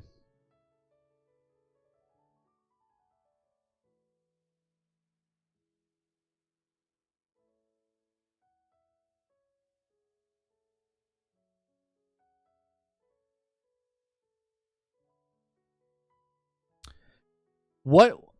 I have a question. I have a question for you guys before we go. With all this talk that they might raise the price of video games again, right? They're talking about that they want to raise it to 80, 90. I mean, people buy $90, $100 ones versions right now. If the standard price goes from 70 to 90 by, I don't know, let's say 2030, right? It might be earlier than that, but the standard goes to $90. How many of you are still paying $90 for your games? Like, you're still going to buy a $90 game.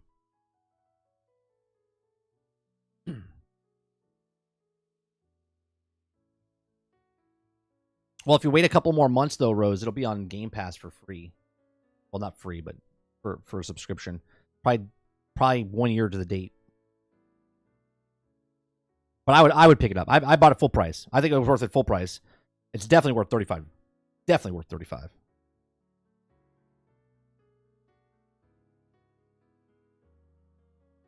Well, that's what I said a couple weeks ago, Kylo. I said that the price goes up, Game Pass looks much, much better. It says I barely pay $70. I always get my stuff on CD Keys or Greenman's Gaming for cheaper.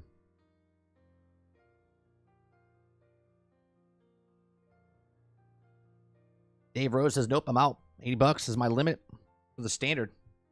I just stopped gaming. If the market supports it, it will stick. But if it's the way Sony is going, then we'll split games into two parts, charging something like $50 each. My fear is if the price goes up, they can't go down. They can't go down. Right? Obviously, it goes down because if no one buys it, then it goes on sale or whatever. But they have to subsidize that somehow, right? So if the games don't sell for 90, right? Or 20% makes 80%, if 20% of the population buys it $90, then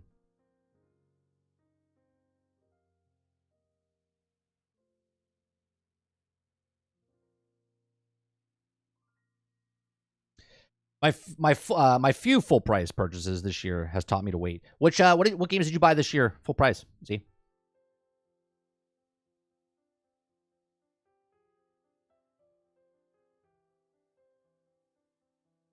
Yeah, once you go, right? Think about this in this example, Rose.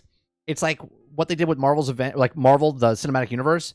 Once you go, like, Celestial, you can't come back and fight like dude in Brooklyn. Do you know what I mean? Like, you can't go Celestial and then come back and fight a guy in Brooklyn. You got to reboot. You got to blow it up and start again. And that's why the universe, this is why they're doing all the other shows. It's super hard to go backwards. This is why they walk it back when things leak. They're like, no, we're not charging that much. It was just a mistake. Someone intern, we fired him. Don't worry about it. We weren't going to do that. Right. And then all of a sudden, 2 years later, they're like, oh yeah, this is real. This is real the price. And they're like, all right, I guess I'll pay $70. With $315 million budget already, increasing prices will either need to go up, and companies will need to find new revenue funnels. Well, here's the problem with that, Krebsy. If all games, if Grand Theft Auto comes out, $2 billion, okay, and we know it will make the money back at the standard price of 60, because Grand Theft Auto 5 sold and made 180 million copies sold at $60, okay, now they're going to get potentially that at $70 or $90, okay? If prices keep going up and gaming keeps going up the way it is, you better guarantee that the studios are going to go to AI. They got to get that. They got to get that down. Then they'll go hush hush on what their budget is. Like supreme quiet. The whole industry will be like, shh, shh, shh. But don't put anything on hard drives. We don't want anyone hacking. So you're gonna have to put that in a warehouse somewhere. Okay, we don't want anyone to hack that because we don't want people to know that it only costs $100 million to make this game. We gotta charge $90.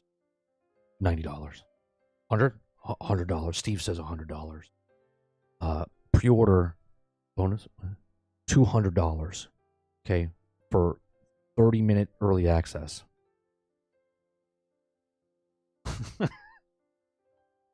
Right? If they keep going up to $315, $400, $500 million to make a game, I am not paying that. Game Pass, here I stay. Demon's Souls remake, Miles Morales, and Cyberpunk. Oh, D4.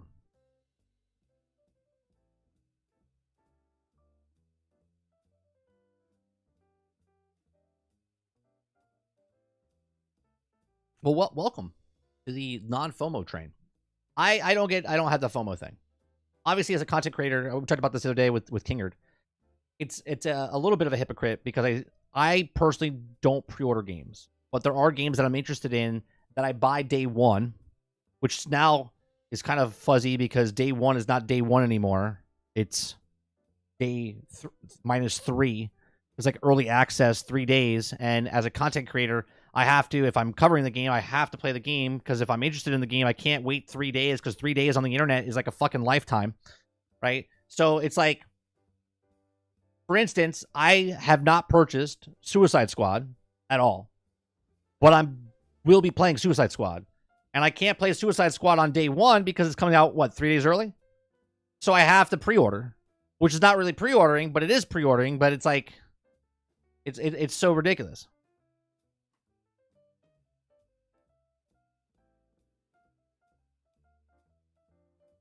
Because the companies know, they're like, no one's going to pre-order a game, but if you force them.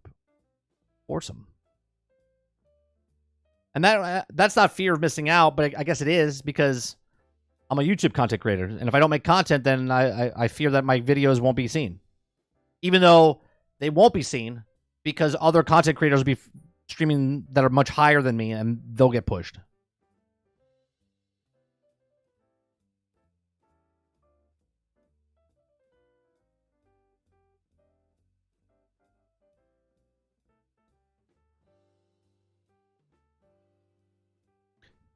Oh, you had the games before the system. You bought the games before the system. You couldn't get your hands on a system. Interesting strategy. Companies will set the price where they can make the most possible. Companies don't care about you and just view you as a cow. Of course. And I think they will make the prices go up. I said that a couple months ago, I guess. Now, what would you pay for like a service like PlayStation Plus or Game Pass? Is it 20? Is it 25? Right? Is it 30? Like what is that?